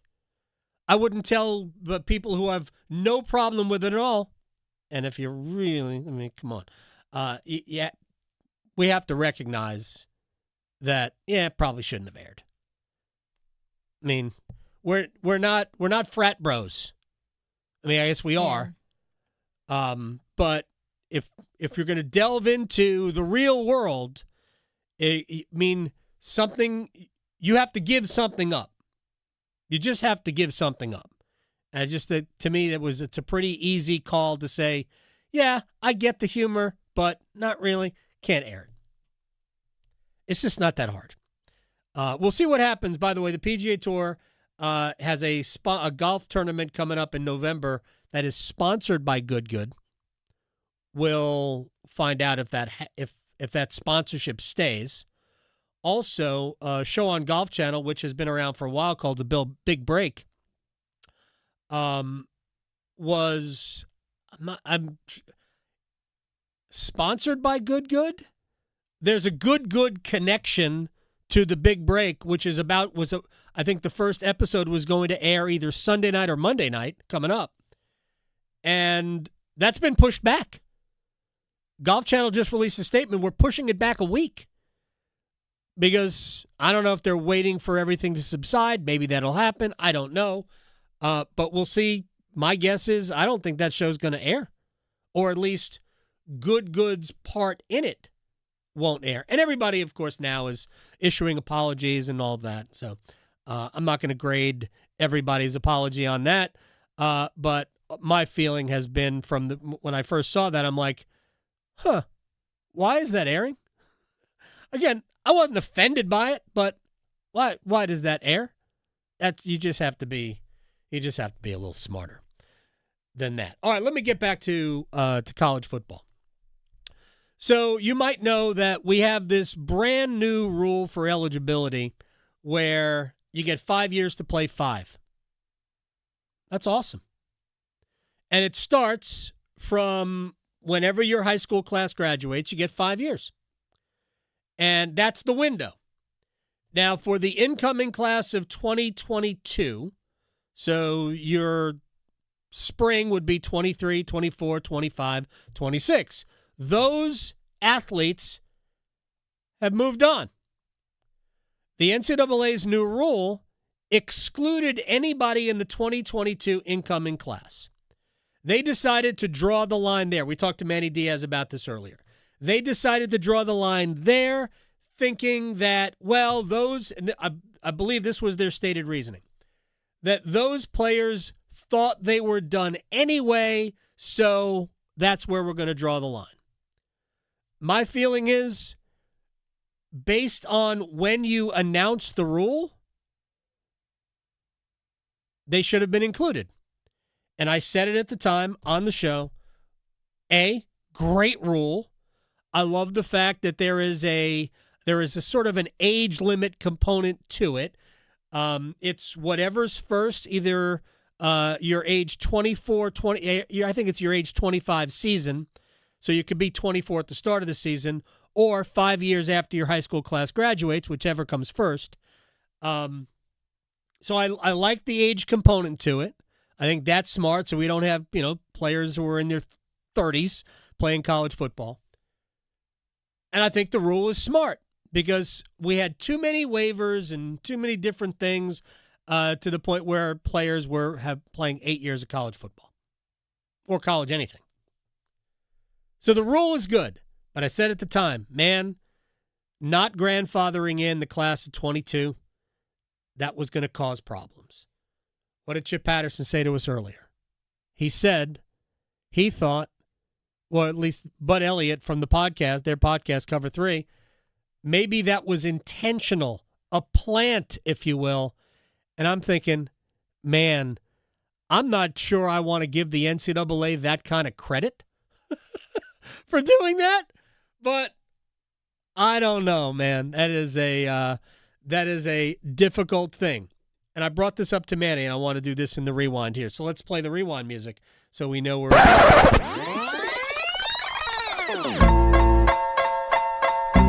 We have this rule.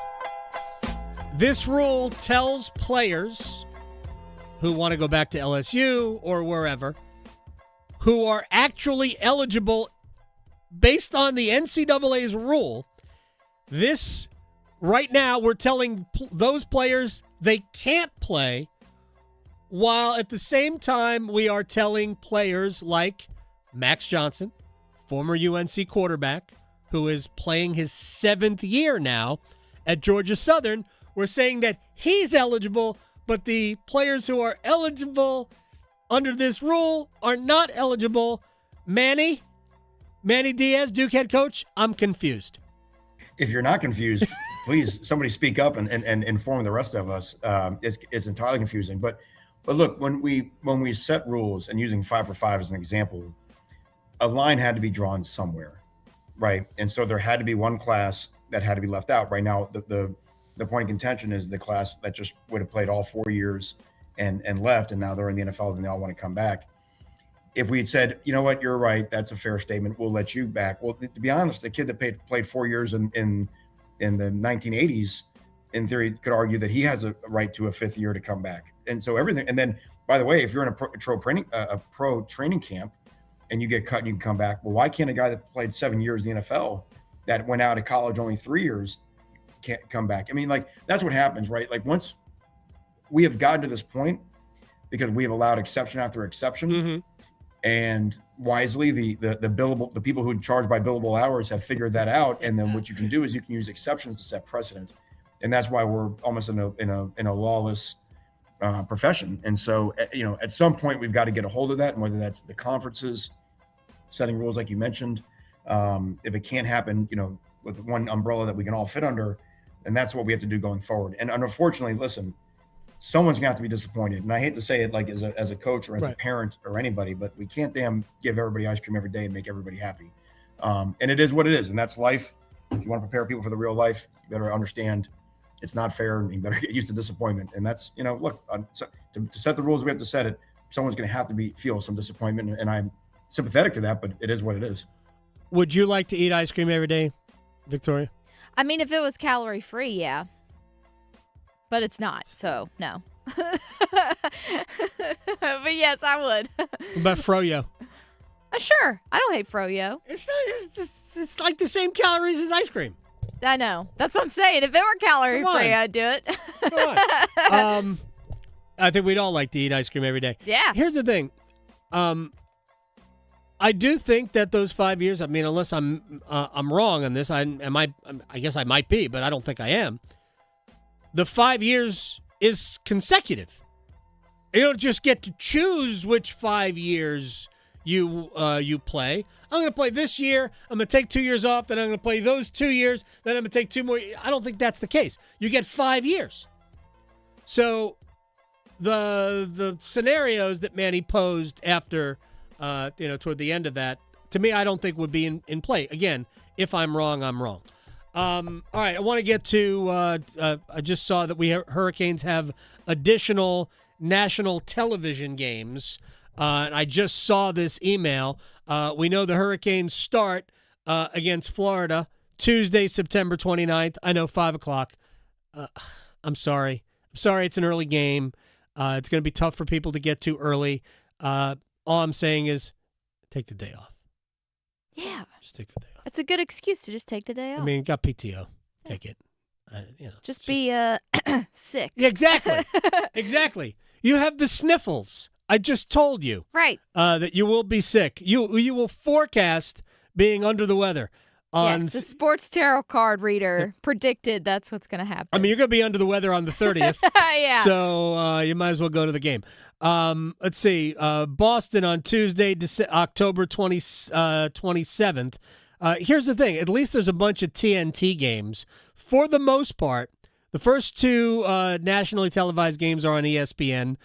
We've got 5 ESPN plus Hulu games. I know people hate those because you just think John Buccigross is coming to town. There are 4 games on TNT. But think about this, because I always want people to remember that once we get to the middle of April, the next 20 or so games will be nationally televised. So, yep, those are all playoff games. Right? The next 20 or so. Yeah. We only had 19 this year. No, we had 19 playoff games. We made the That's series it. real short. We played 13 in the first 3 rounds. Yep. That's it. Mm-hmm. Real quick about because I'm now, the juices are flowing about getting the season going again. And I want to talk. We're going to talk some more hockey tomorrow. The NHL Network put out their list of the best centers. They've already done defensemen. They've already done wingers. All that. And Sebastian Aho, I think, was 12th on the list. I am forecasting a big offensive season for Sebastian. I think we're going to see many players take another step, but. I brought it up with Jordan Martinook. The iconic goal in your franchise's history, and there have been a lot of great goals in Hurricanes history. I don't know that I will remember a goal quite like the Stahl goal that put the Hurricanes up 4-3, third period of Game 4. The one where he was falling down and he just chipped it past Carter Hart. Yeah, that's a good one. All right, it's a game that I thought they were better than Vegas in, but then they hung on to win. That goal. That one. That's my goal. Victoria, thank you. See everybody tomorrow. His Zamboni is bigger than yours. The Adam Gold Show on the North Carolina Sports Network. Listen every afternoon for The Drive with Tim Donnelly. Football